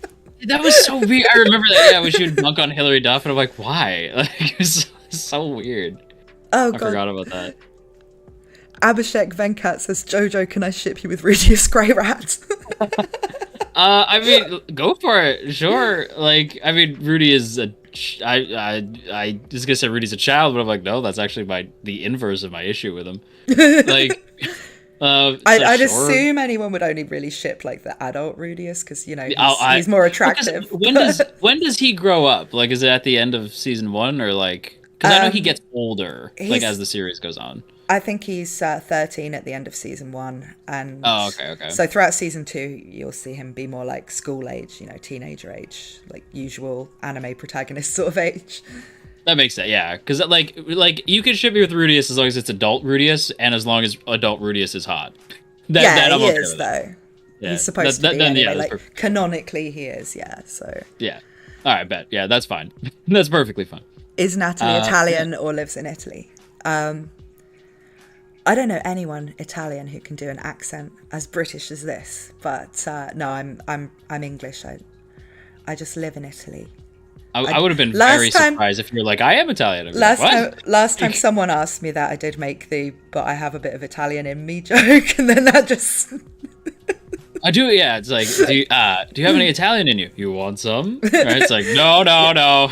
Yeah, because my boyfriend is Italian, but he speaks English, so that's funny. But obviously, he speaks it, and he sounds like a Mario, It's to me, yeah. I like. He doesn't really sound like Mario, but he does have an accent. So, I think like.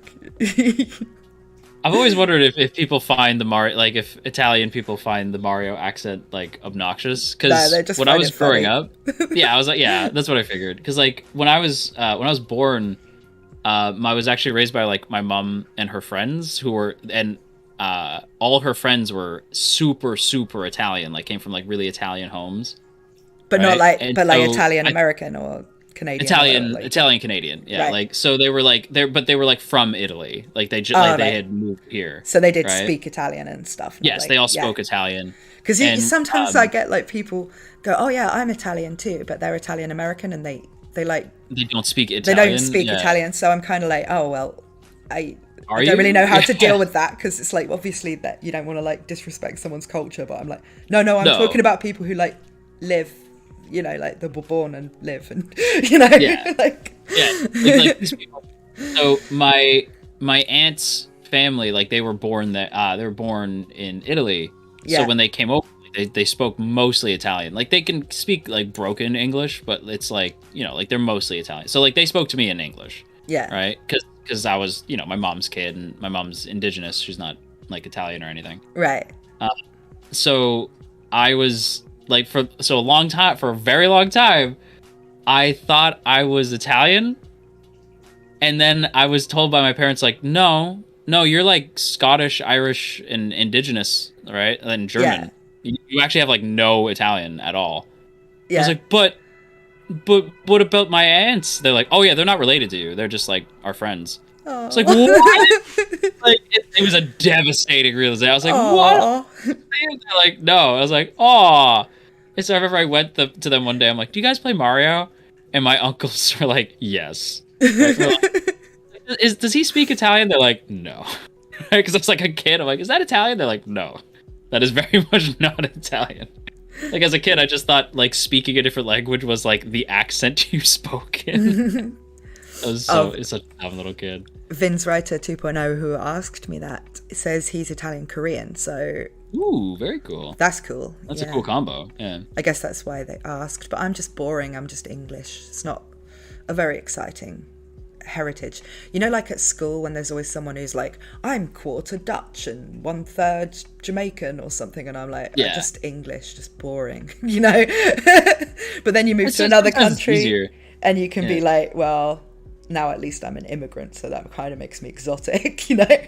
It's like, ooh, I'm this fancy thing now. Yeah, like that's like when I'm like as a Canadian, right? When people say like, so like, what's your background, right? If you just say Canadian, people are like, oh, so you're boring, right? That is sort of like, oh, okay, so you're boring, right? And then so I'm like, I'm Scottish and Irish and German and Indigenous. So basically, I was made to be a drinker. Right, like just like everything about me is like a drinker. Yeah, well, that's like just being from London makes you that as well. Like, yeah, right. Like, my dad's girlfriend is Mexican, but she lives in Italy. She can drink more than me, but other than that, usually the English people prevail. I think Mexicans are the most hard drinking people I've met. Easily, even more than like the Irish and stuff. You know, like Mexicans. They go hard and they don't suffer either. They just no, they're brilliant. Yeah. It's like most of my friends, like growing up, like my Mexican friends would like just drink us under the table. We were always shocked. Right? I think the Australians are known to be quite good at drinking as well. Yeah, drinking is this, like people are always like because like we'd go to house parties and play beer pong and all that stuff and like proper douchebags, but like I was always impressed like with who could like outlast who and everything. Like it was fun. It's a like drinking is an interesting topic, but that's a topic for another day. Yeah, I don't really drink anymore because I'm all about the workouts and stuff these days. So I don't really want the hangovers. But I used to be a bit of a drinker back when I lived in the UK, and I knew I became an adult. Like. I feel you. Like, I knew I became an adult when I would go to drink, and I'd be like, well, I can't. I have to work on a video tomorrow. And then I just wouldn't, and I was like, wow, I'm an adult now. It's just, I can't. I have responsibilities. It's like, oh, that's very upsetting. Oh. Yeah, it's like, oh, that sucks. But yeah, like, I try to make it a point of, like, maybe, like, once a month I'll go out and have a drink. Well, maybe not out, but, like, I'll go have a drink with, like, friends or something. Yeah. Yeah. Okay, I think probably because we're just talking about random stuff about our friends, we should probably our lives and stuff, we should probably wrap up. But thank you so much to everybody who came along. I would say that JoJo has been an excellent guest. Aw, no, thank you. Thank you for having me. It was fun. I loved talking about everything and nothing at the same time. And we'll definitely arrange the My Immortal thing sometime soon. Absolutely. Okay, chat, we're going to sign out now. So thank you for all of your messages and attention. I'm sorry if we didn't get to your questions or whatever. It's just like, I always feel bad for people when they're asking like good questions, but you're already on like a topic that's going quite well and you want to talk about it a bit more. It's like, So I feel bad. I see them go by. I'm like, no. Yeah, I'm sorry to everybody who we didn't get to or talk about, but your boy Dose says come to Jamaica, but seriously, I've been to Jamaica actually quite a few times. But I'd love to go. I've never been. Oh, it's awesome. It's because of my dad's job. I spent quite a lot of time in the Caribbean when I was a kid, all different islands and everything. So that's cool. I love that part of the world. It's awesome. But yes, I won't go into another tangent about my life. Let's just... Understandable. Ada, thank you. Succubus Bait, once again. You are always a big supporter of the channel, so, I can get you Adas all day long. All right, then. Yay. Good night, everybody. Bye-bye. Bye-bye. Click the end stream and it will just take a while to... Your stream will stop immediately. Okay, bye everyone.